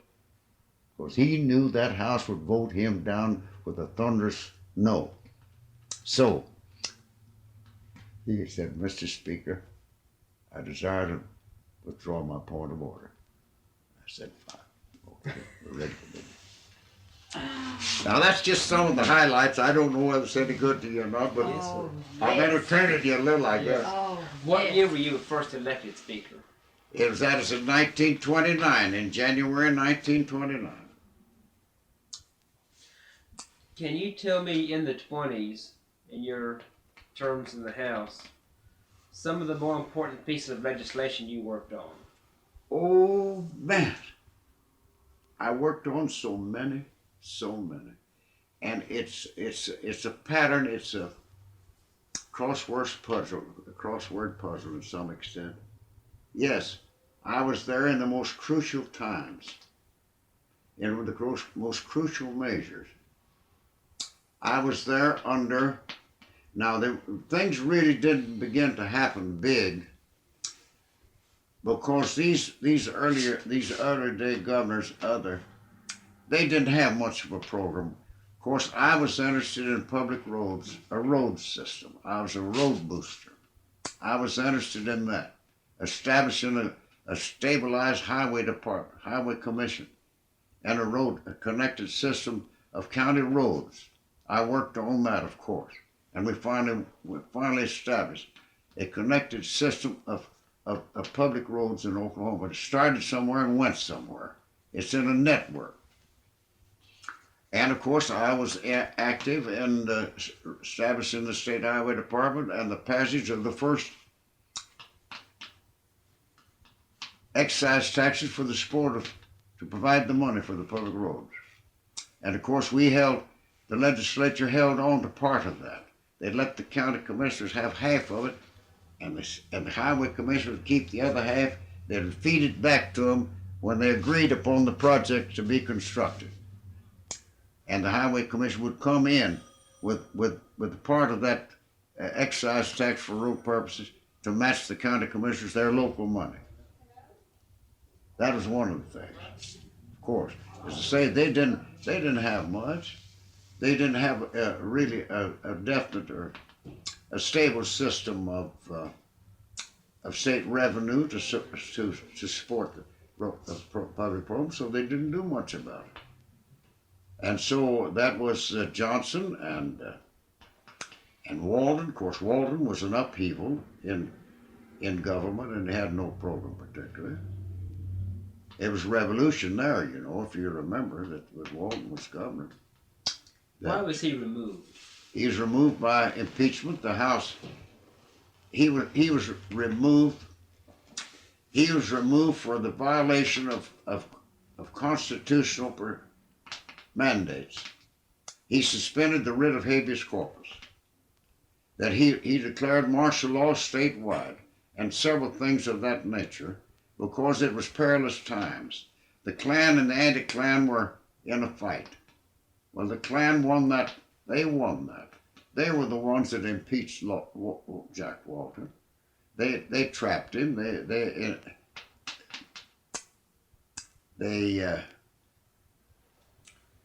laid the trap for him. They entrapped him and get him to do these things. Then they throwed at him a proposal to a popular election to permit the legislature to call itself in session. They got it submitted to people some way or another, and the people voted. But before it became vitalized in a way that he called the legislature into session himself, and he legalized it. And they immediately went after him. Of course, I was for Walton. I took no part because I liked Jack Walton. And then the other issues in that, the Klan and the anti-Klan, it didn't appeal to me. And so I stayed out as best I could. And then you take Trapp was a good businessman's governor, and he led out on the good roads program. That was the most reform in his administration, as I remember, he took right in after the building of public roads, made progress. And then he was a businessman's governor. He's popular with the Chamber of Commerce and the top flight of people in the state. And of course, Trapp was wealthy himself and was doing well and got into the oil business and was making lots of money too. And then you had Johnson, who had no particular program, and he didn't last long. But we did do some things. We passed a bill building a state mansion over there, got it all built, and he was living in it at the time. By the time he was impeached, he'd moved into a new mansion. And the Historical Society, I think it was provided for, established at the same time. I've had a part now, that don't mean anything to you when you're interviewing a man, but I've had a part in the great measures and the great reforms and the great movements, progressive movements in this state, and I was proud to have a part. And I got to the point I moved up all the time until I had more leadership, and I worked at it. And then you come along with Bill Murray, and I joined Bill Murray. He had a lot of good reforms and got a good ideas. And of course, he came in, the state was in a desperate state of panic, I'd say, because of the great national depression. And Roosevelt, you know, of course, Murray had already accepted, before we got into the welfare business, he had accepted appointment from the federal government to be the relief administrator on federal funds down here. And so Roosevelt closed all the banks. We'd had a lot of trouble with banks failing, state banks particularly. And Murray moved right in and gave the state strong, honest leadership. I remember the wealthy people of the state, particularly the big financial institutions, they distrusted him. They thought he's too radical to direct the state, but I didn't agree with that. And I can't say they can ever prove that they were right either in their suspicions. And so he began to reform the state. He encouraged the legislature to do some things that yet he was not in position to go all the way with them. One of it was the passage of the first sales tax law dedicated to support of public schools. I didn't vote for that. I thought sales tax was an imposition on my class of people down there who were hardly able to buy food at the present level without putting another penny on. All right. So then he reformed and established the Oklahoma Tax Commission, a centralized system of tax collection. All state taxes were collected by the tax commission, still are, except insurance premium taxes, which are collected by the state insurance commissioner under prescription in the Constitution, requires that he be the collector. All right. He made progress. He appointed a very able man, Melvin Cornish, from Pittsburgh County, as the first commissioner in the state tax commission. And of course, they made great progress in stabilizing the revenue system. And he continued to lead a lot of reforms. I can't remember all of them, but in my opinion, he was very constructive. I was proud to be associated with him. I was very close to him. He would call me to his house. He educated me. He would call me over to the mansion, and I'd sit there, and he would lecture to me, I guess, and educate me. I'd sit there sometimes till 4 o'clock in the morning. And I understood him. He was honest. He was smart. He was doing great things for Oklahoma. I didn't think that the top flight appreciated what he was doing, because he did this state great service. And you remember his reform in the oil industry. You remember that? Is that when he closed all the oil wells? Huh? Is that when he closed down the oil wells? Yes, sir, he took them over. Put the guard out there. And he gave the state the first conservation and proration law. He was the first to introduce that for the conservation of the oil resources of the state, and to hold them down, start holding them down to market demand. Oil got down as the black market got a hold of the oil, the producing business in the state. Oil got down as low as 10 cents a barrel right there in Oklahoma City. But anyway, he took over the oil fields and got it straightened out to the best he could by appointing his cousin, I believe it was Cicero Murray, as the administrator of the or supervisor or director of the conservation measures that he was more or less first imposed by decree. Largely, it's what they should do. I was right in the middle of it all the time. I served on what they call the Hot Oil Committee.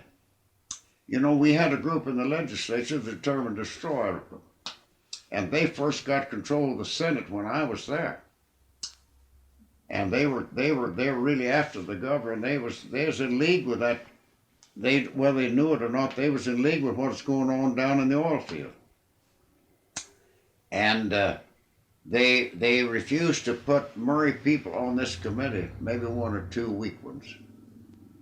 And they were having this committee investigating hot oil, but this investigating the governor mostly. So we contrived the people that was an unholy alliance between some Murray people that should have been for the governor and the Republicans and the irreconcilable, the opposition. And so they came to me one day, and one of them was my friend, very close to me. And he said, Jim, we can't get along with these people that's with us in control of the Senate. And we want to come back. We want to join you where we belong. I said, well, now, wait a minute. I said, you've got to cleanse yourself if you join me. I said, you've got to come in with a pledge on your part that we're going to write the ticket and you're not going to write it. We let you hold your office. What's the president pro tem? It was Paul Stewart who was doing the talking. And I said, we got to have a promise from you. And I said, you've got to prove that you will be loyal. How are you going to prove it? Well, they didn't hardly know. I said, I know how you can prove it. We're going to make a motion in there. We'll make a motion in there that Bob Burns, the presiding officer, will overrule it, and we'll appeal from the decision of the chair. We let everybody get on record who they're going to be with and who they're going to be against. And so that's the way it worked out. They said they're ready to go. I said, all right. So we got Lon Carlisle, the senator from Salisaw. We made the motion to enlarge the investigating committee, the oil committee investigating the oil. And we knew Bob Burns had overruled because he's worse against Murray than any of them. And so he promptly overruled the point. He ruled, not a point of order, he ruled it out of order, without any point of order. And so we appealed from the decision of the chair and called the roll. And so that separated the sheep from the goats. And so the people that had helped to unseat us, could control the Senate, they came back in. And we had the majority from then on. And when he did, then they appointed me and Al Collins, who was the Democrat floor leader, member of the Hot Oil Committee. I'll tell you another little instance if you got the time, I guess. We have as much time as you have. All right, now, in this committee, they were trying to scandalize Murray and even his wife, one of the greatest ladies that ever presided as the First Lady of Oklahoma, Mrs. William H. Murray. All right. I went down there on the committee and I took with me a wild fire-eating firebrand, Homer Paul. Do you ever hear of him? Well, anyway, he's a party Indian, so is Mrs. Murray, party Indian. And so I took him with me and I went down there and they brought in a scalawag there, some roustabout down there, and they began to tell him that he'd been over to the mansion and they'd drank beer over there with Miss Murray. And about that time, this Homer Paul, Senator Paul, sitting there beside me, he got up and said, "You're a goddamn liar." He said, "I'll break your neck." That witness got up and run out. That's the last time that practically broke up the hot oil investigating too. Of course, we had control by then, see. Well, that's awful, isn't it? I guess most popular incident with Governor Murray is the bridge incident. Yes, sir. On the Red River. Yes, sir. That was national. That was certainly sensational. I don't know much about that. All I know, the governor went down there with his horse pistol, and he took over the bridge and opened it up to free, and it's been free ever since. I understand, I don't know whether it's just rumor or legend, that some of his enemies tried to draw up impeachment papers because of that incident. Does what? They tried to impeach Governor Murray. Oh, because yeah, of the there, bridge but incident. yes. Yeah, but he had, yes. How did he stop that? How did he stop How it? was it stopped, the impeachment Well, proceedings? you've got to impeach. The House first has got to investigate and file articles of impeachment. He'd have to go through the House first. They couldn't get started. Because Murray was stronger in the House always than he was in the Senate. The impeachment starts in the House. That is same as an indictment, like a grand jury indictment of man guilty of crime. They accuse him of being guilty of crime. Same way impeachment works on the same basis. And then they send it to the Senate. The Speaker appoints a board of managers, prosecutors, what they are, to manage the presentment of the articles of impeachment to the Senate and prosecute the case before the Senate. Speaker appoints the prosecutors, as I did when I was Speaker. We had several others besides Johnson. We impeached members of the Supreme Court. I appointed as a Speaker, I appointed the board of managers, some tough eggs, some tough members of the House who were great lawyers. Tom Kite, John Hedden, R.H. Stanley, and one or two more. They were the ones that handled the case of prosecution of Johnson's case before the Senate. They convicted him of incompetency. Were there any large demonstrations in support of women's suffrage at the Capitol building? Not too much. People in there were very sympathetic toward it, always. I didn't hear much opposition to it. Of course, I was for it. I was for enfranchisement of women, and they were enfranchised while I was in the legislature.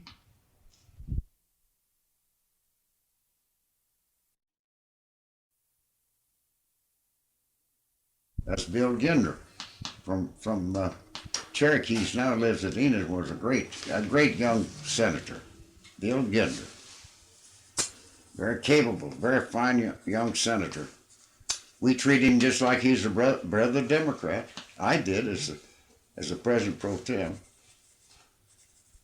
When did you move to Purcell? Who? When did you move to Purcell? Purcell in 1935. I was still serving as a member of the Senate from the Lawton and Marland, Duncan, Waurika area, that 4 counties there. And I decided to move to Purcell. I had an opening to come here. I was solicited to come here. The woman who her husband had died, he was a friend of mine, she just kept following me around, wanting me to buy the paper. And my mother-in-law and sister-in-law and brother-in-law lived here. I had lots of friends here in Purcell. They've nearly all died, though, however, since I moved here. That's 48 years ago. When were you elected to the Senate? And from here, in the first time. It was in 1932. Yes, 1932. I was elected the same time Roosevelt was elected president, the same election, and Bill Murray was in his third term when I entered the Senate in 1933. But I had been friendly with Murray while I was a member of the House, you know. I was a member of the House when I was there. I had been there for years before he got there, you know. But I formed a friendship. I didn't support him, but I soon joined him. He joined me too. We soon hit it off together pretty good.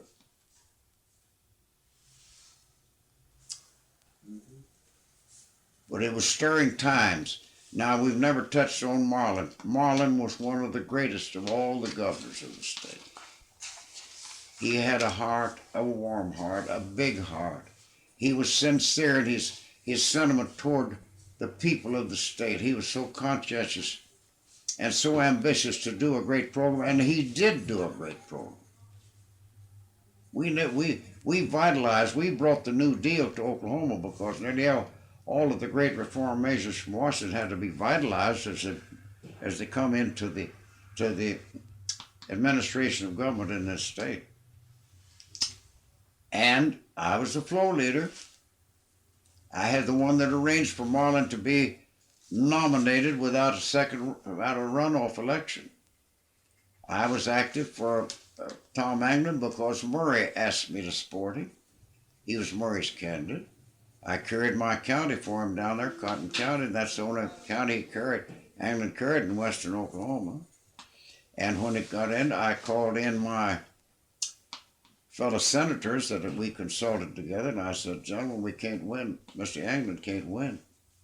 I said, we are supposed to be way out in front here if we're going to. See, we had several opponents, if you remember, in that election besides Marland. And I said, if we do, we'd have to be out in front. We're not in front. We can't overcome Marland's lead. He's very popular. Excuse me. All right, now, where was us? Marland. Oh, I called in these senators particularly, and I said, it's up to us to get this worked out. I said, Anglin can't win in the runoff, and Marland is standing ready to be the governor of the state, and he's entitled to our goodwill and cooperation and a proper reception. Because it's up to us to get Anglin out of the race and to nominate him without a runoff primary, and then to work with him because we're in dire times here. We face a lot of crisis. And they agreed. Well, some things we had to do. First place, we had to talk to Anglin, get him to agree. We had to show him that he couldn't win, and we had to do it in a way that wouldn't inflame him. And so we did talk to him. And we told him on what we based our opinion. And of course, he was smart. He knew he couldn't win. I think he was looking for a way out anyway before we were trying to find a way to get him out. So he agreed to it. He said, "Now, I've just got one request to make. As I sign out, that you have Murray appoint my campaign manager, Reeford Bond, as a member of the Corporation Commission." I said, "I'd really love to do that. I'd love to." I said, "Reeford Bond is known, I'm sure, to all of your friends, Mr. Anglin, and he's a great man. And to me personally, he means a lot to me. He's my personal friend." And so we went down and submitted to Murray, and of course the governor agreed immediately because he loved Reeford Bond. He's part Indian too, you know. Yeah. And so it worked out beautifully, and Marland more or less asked him to ask them to have me to serve as floor leader, which I did. And I'm proud I did. I handled all of his legislative program, and I say we never lost a bill. We passed every bill requested in the governor's program there. Passed every one of them, almost intact. Now, Marland was an oil man. Yes, he was. Did he continue on with Governor Murray's policies about oil conservation? Oh, yes, he did. They all did. Murray started, and every succeeding governor has done something to further improve conservation and proration in Oklahoma. And Marland was all right. Now, Marland had at the same time he had endorsed Red Phillips for Speaker, and he was elected. I was elected floor leader, and pretty soon there's some separation between Marland and Phillips. And of course, I took Marland's.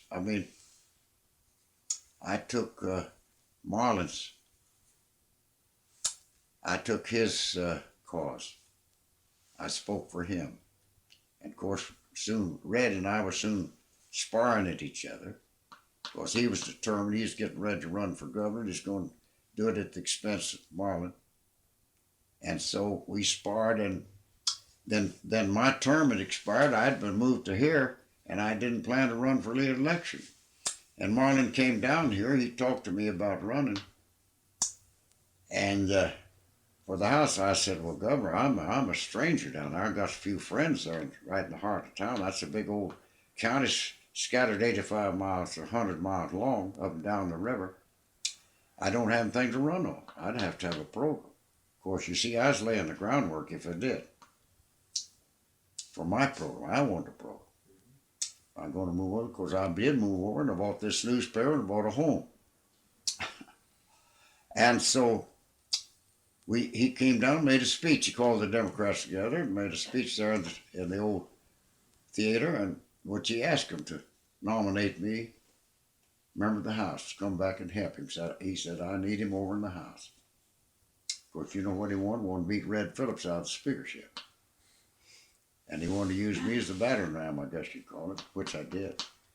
So I made it, but I said, well, I've got to have, if I run, I've got to have a program. He said, well, why don't you work you out a program? Bring it up here and see what you got. We might be able to work you out a good program, Mr. Nance. And so I did. The first thing I put on that program was a free bridge between Purcell and Lexington. That's on the county line between Cleveland County and McLean County. And also put in some road projects out over the county. We didn't have any state roads in McLean County except a little strip run around through Branchard and a little strip from Purcell down through Wayne to Paul's Valley. Well, I named the roads that I wanted, one from Blanchard to Paul's Valley, and one from Norman down through Washington, down through Purcell on to Maysville, and another one from Wayne down through Bars and Rosedale and Bars.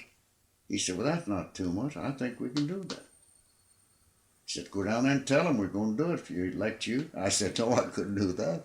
I said, I'll put to my platform, I'll say, this is what I'm running on. And so I came back, and of course, some of them hooted at me around, even in Purcell.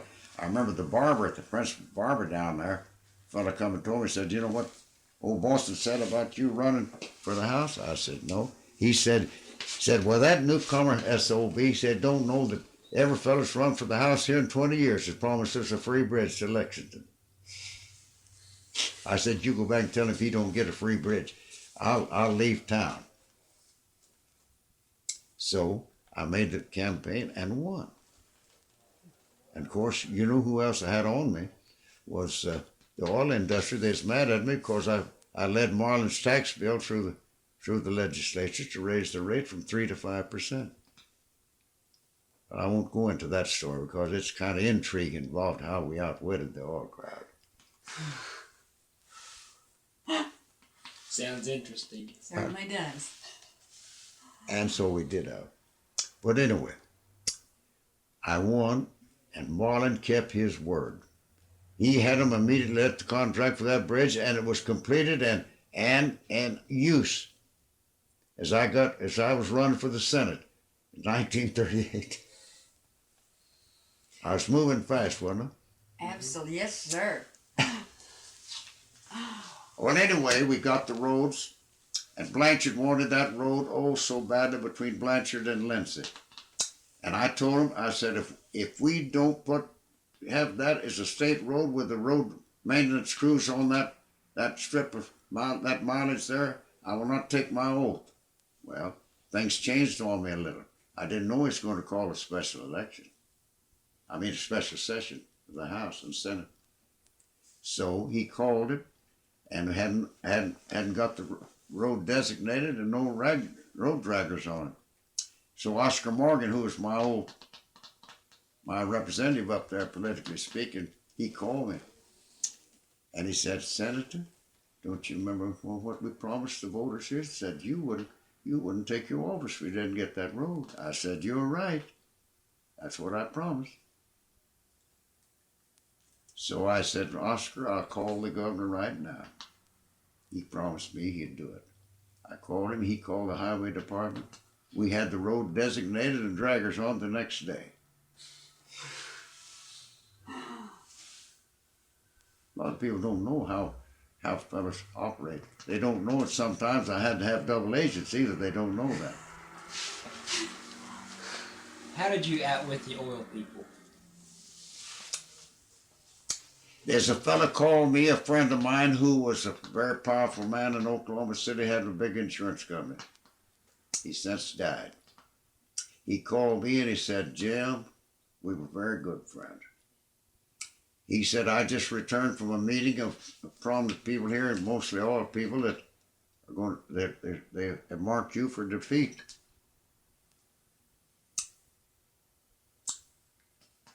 I said, well, what are they going to do? He said, well, you got you another opponent now up at Blanchard, so they're going to have two running against you, and they think that they'll get you in a runoff, and they'll reserve their big fire on you until in the runoff.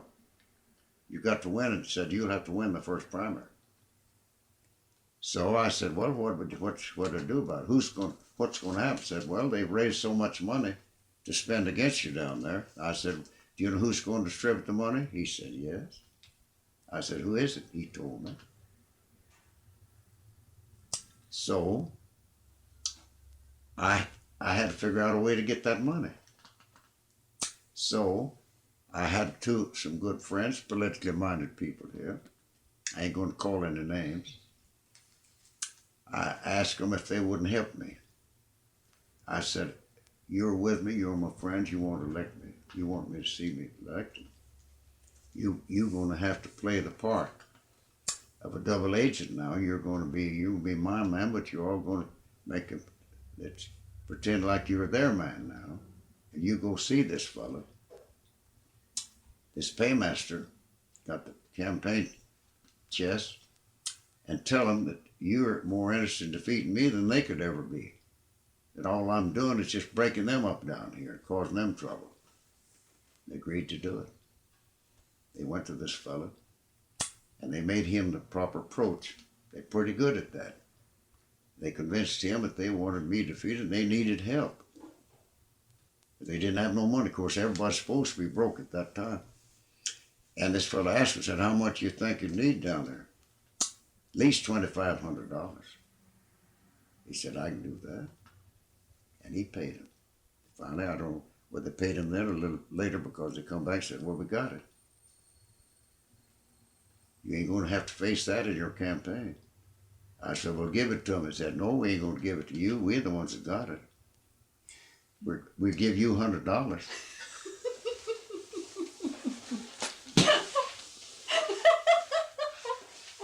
Said, you don't need it. Says, Jim Nance, you've got a print shop. You can do your own printing, your own advertising. You don't need it, and we do.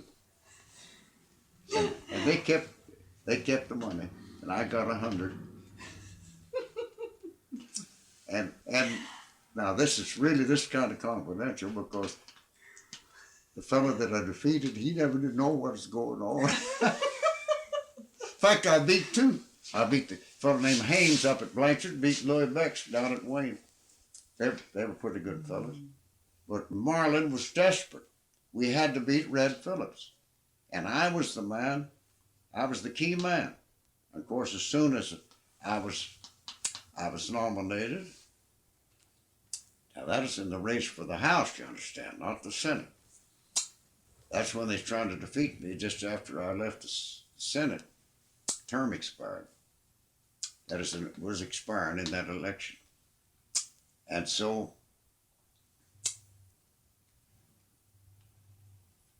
I won, and I immediately took command of Marland's problems in the House, with his full cooperation and in everything. He left it to me to make all the decisions, to line up the votes. Of course, now he was doing it too, you understand. Mm-hmm. But I was the field man. And we lined them up. Just was a tough fight. It was really a tough fight. Red Phillips, he was powerful. He was a very resourceful man. And lots of wealthy friends, a lot of people. They didn't like Marland, thought he was too radical. But we won. We had a tough fight beating Red, but we finally beat him. And we put J.T. Daniels in as speaker. Marland wanted me to be speaker, but I told him, I said, Governor, I don't think I'm the man. I can take charge of the program all right. But I said, I think that they would resent that. Now, we've got a man that's as good as me, I think. This fellow Daniels was an excellent man. I said, well, you can be there and you can trust him. He'll be your loyal friend just like me. and I'd leave me on the floor. And that's what we did. And we took over that. We didn't mistreat Mr. Phillips. We just set him aside. Just be nice to him. And we carried Marland's program past every one of his bills. We got the, by that time was our work in the Senate 2 years before that, we brought New Deal completely to Oklahoma and all of the good things that we now enjoy.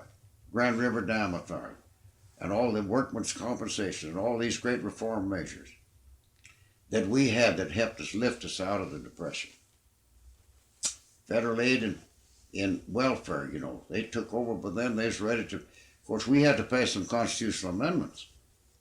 See, we submitted them in the session of 37, vitalized them in 38, we passed them in 30, session of 35, I guess it was, that we submitted these constitutional amendments to get ready. Yeah, 35. Vitalized them in 37. So we qualified, and the federal government come in and paid half and more of the cost of welfare program throughout the state.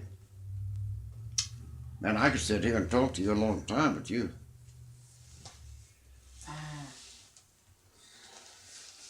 One more question. Do you have any association with WPA in Oklahoma? Very little. I had a little for this town. I know that I got the state to give this town, we was broke, this town was broke. We had a mayor here by the name of Matt Osmond, a great man. And he was trying to do some things, and he didn't have any money to do it with, so I got the state to give us some brick and some lumber. And they wanted to build a gymnasium for the school. Didn't have any. School had no money. And we got him to agree that they could have all the brick they wanted if they'd go and get them or pay the freight. And he did get them, and he used that as the city's contribution for WPA work and funds, grants and money. All right, then we got lumber here. They gave us lumber, we go get it over there. The state gave us the lumber, I don't know where they got it, whether it's milling it or what, but we got it. And the mayor used that as the town's contribution for the construction of a rodeo stadium and field. And he built it, the mayor did, with WPA, and he built a lot of sidewalks and things. This town, he did well in obtaining employment for men unemployed here and for the construction of projects that will last forever. Right now, we've got them in this town. That old rodeo field out there, they have it every year. Well, you have an appointment to go to, don't you? Huh? You have a meeting you have to go to, Right, don't you? pretty soon, yes. Yeah. If there's anything critical yet. You have any questions? No, not right at the moment. What about, were you in the House or Senate during World War II? In the 40s? Well, sure, I was in the World War II. Yes, I was all during World War II, I guess. Wait a minute, wait a minute now, yes. I went out in 1960. I entered in 20 and left in 60.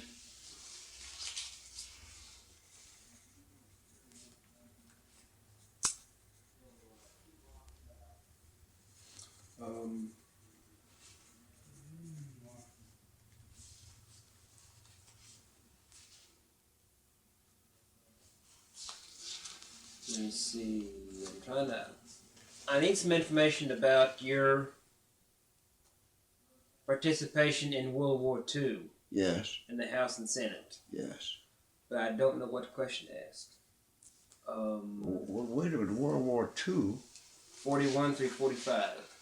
I was there, very busy. That is the year that Red and I finally got together and formed a team, and we wrote a new budget balancing bill, constitutional amendment.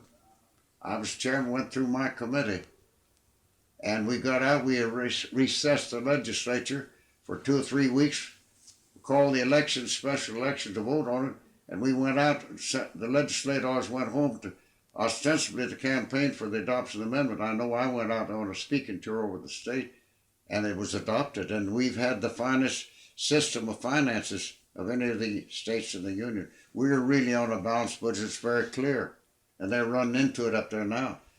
They're about to overspend, but they can't. If they do, it's automatically cut back by decree. I guess executive decree cuts it back. They overspend. Was this Governor Phillips' idea to do this?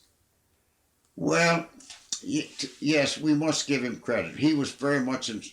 It is something that had been creeping up on all of us. It started really under Murray and went through Marland. There's all trying to find the way to establish that restriction, you see, on spending, because there's always overspending. They did overspend every year. Every legislature overspent some way or another. And they had these non-payable warrants. You see, it was stacking up. And it got so bad by the time Phillips was elected governor, because we was pretty liberal in Marland's administration, that it runs into millions of dollars. We had to do something. We was desperate. The banks were loaded with these non-payable warrants, and we immediately made provisions to redeem those. I think we issued some bonds or certificates of some nature to pick up these non-payable loans. But it was a great accomplishment of the Phillips. That was an outstanding accomplishment of his administration, I'd say. What kind of man was Governor Phillips?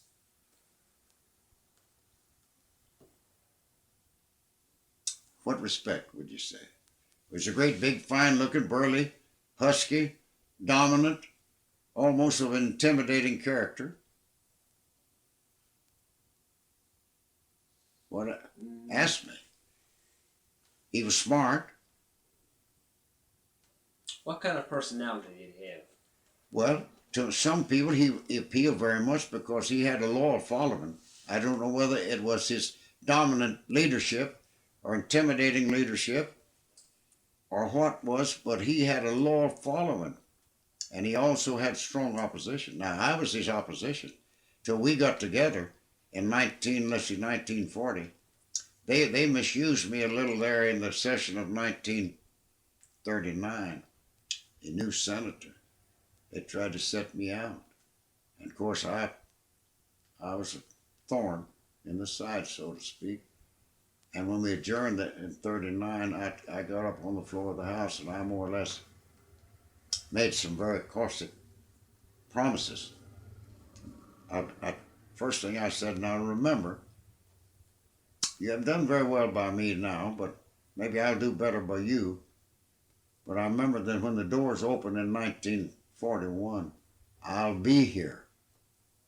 I'll be looking you, just like the frog in the buttermilk. I'll be looking you in the eye. And so Red called me, and we made peace, and we made a good team. And we were able to complete some very nice reform projects, including the Budget Balancing Amendment. There were others there. You know, I've been involved in so many great measures, great reforms, and great progressive measures, I can't remember them all. What about Governor Kerr? Governor Kerr was a great man. Oh, I love to. We've had some wonderful governors. Kerr was smart, constructive, progressive, sound, good leader. Had a great perspective with him all the time, looking forward. He was the one that finally perfected the conservation and proration laws under his administration.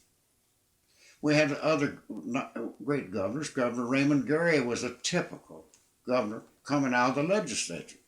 His experience in government was as a member of the state senate, where he got a lot of good schooling. He was well prepared. He made a good governor. He was a road booster. That was the outstanding accomplishment of his legislation, that expanded the road system, which has enabled this state to grow.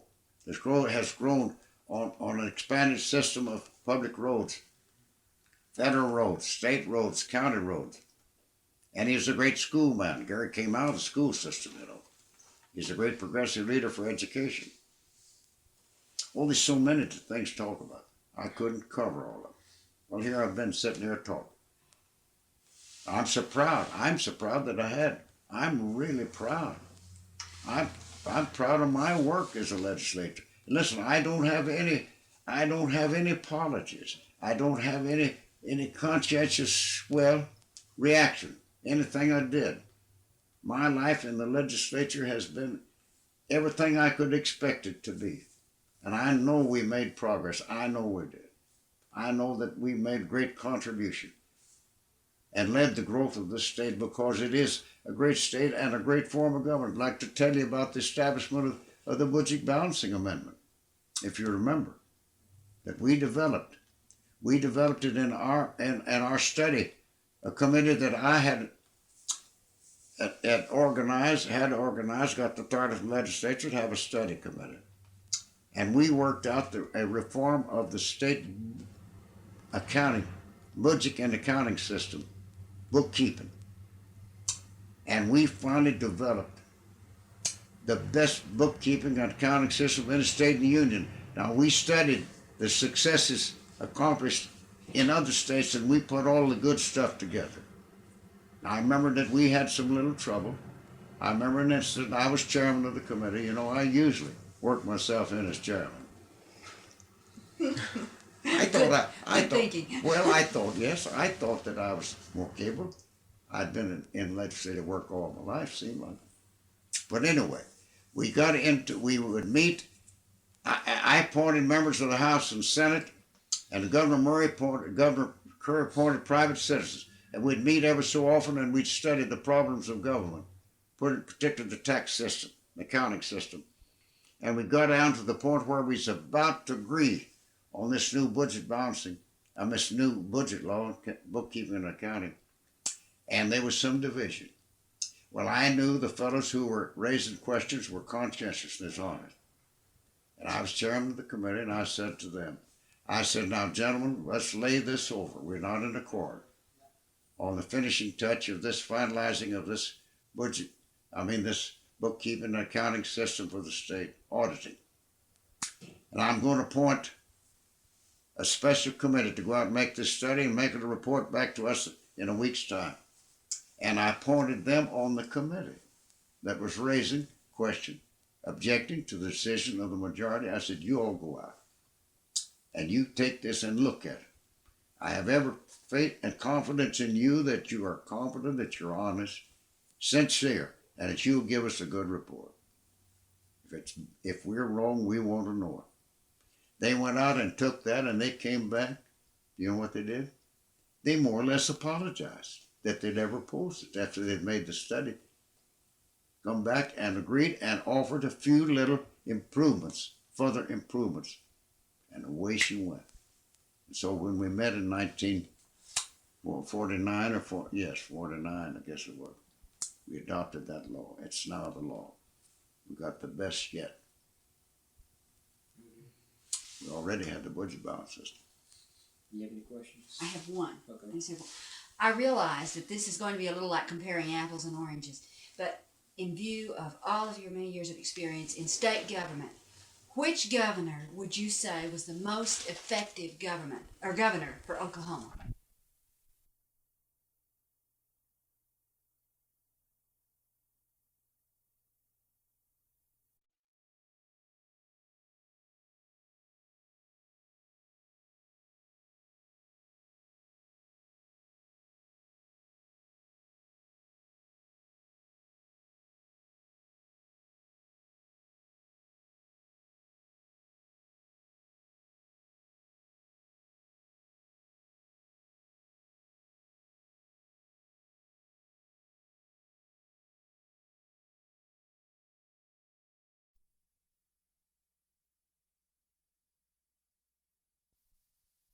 Personal affection for someone.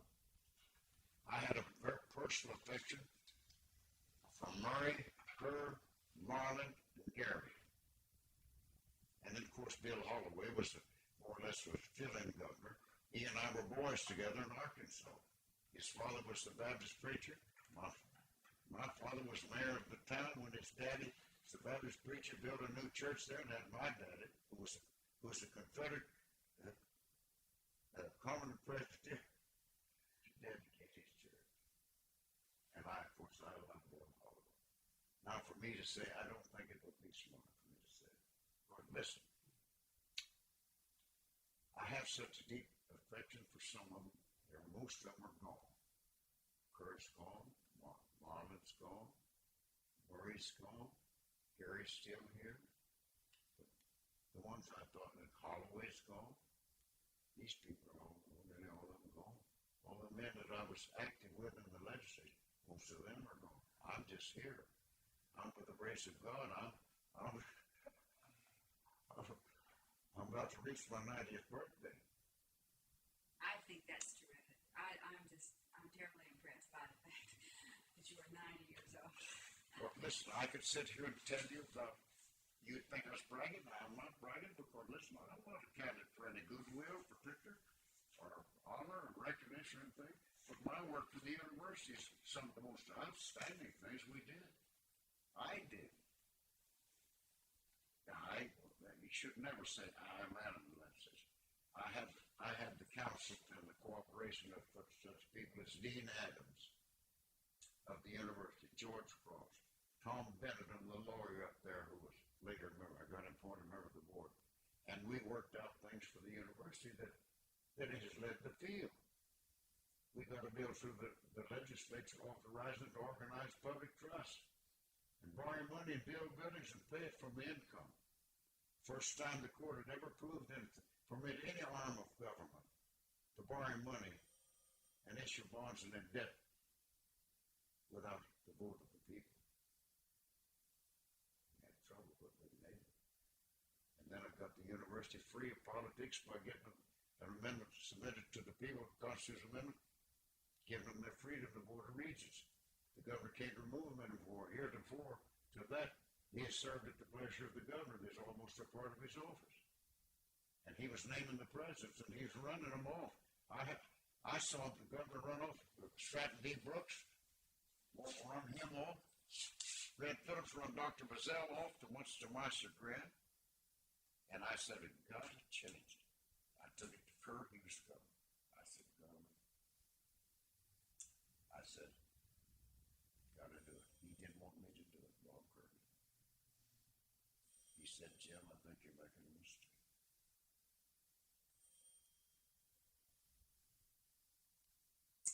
I said, Governor, we can't stop. We're going to do it.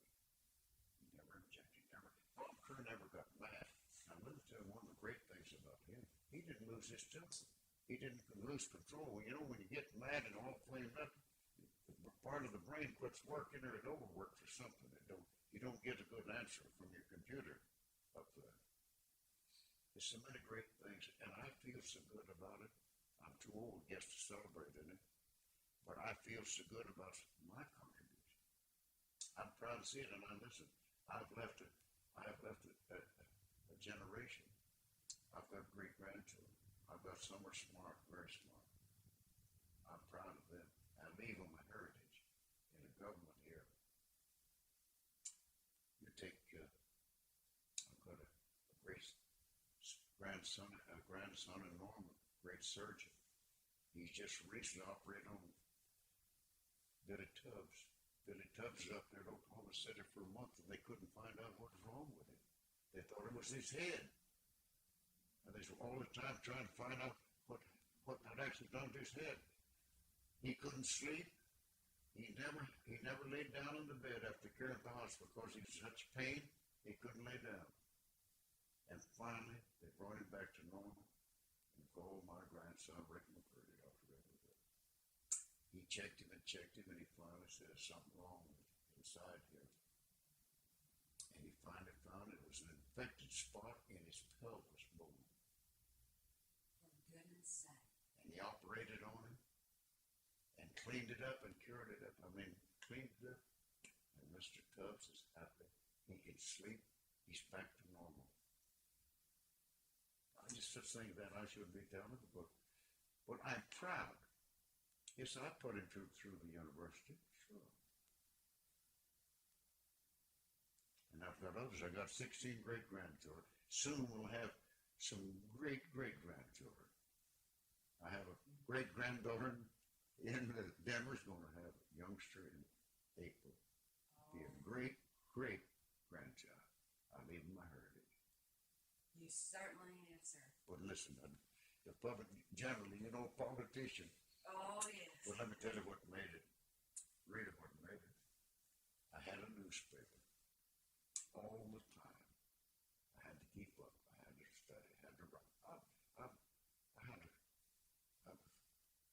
message to the people of a week. And to be in public office and all that, and have the advantage of what goes with a man who qualifies as a professional newspaper man. He's got to be a constant student.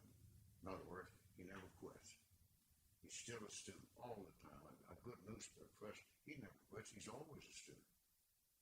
And so I have been, and I've given it to my public service, my public office. I give it everything I could. Now, you see, I give myself an awful nice rating, but I probably haven't seen you over again, so.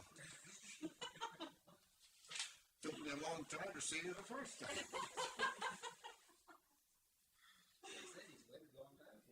Absolutely. Deserves it. Every bit of it. Well, I could sit for hours. There's just so many, all you have to do is jiggle me, and I can tell you. You're going to have to come back and talk with me. There's just too much information here. We have 2 hours. That's not enough. That's not enough. Well, sir, I want to thank you. You're welcome. I don't know what you're going to do with this. I hope you don't make a public expose.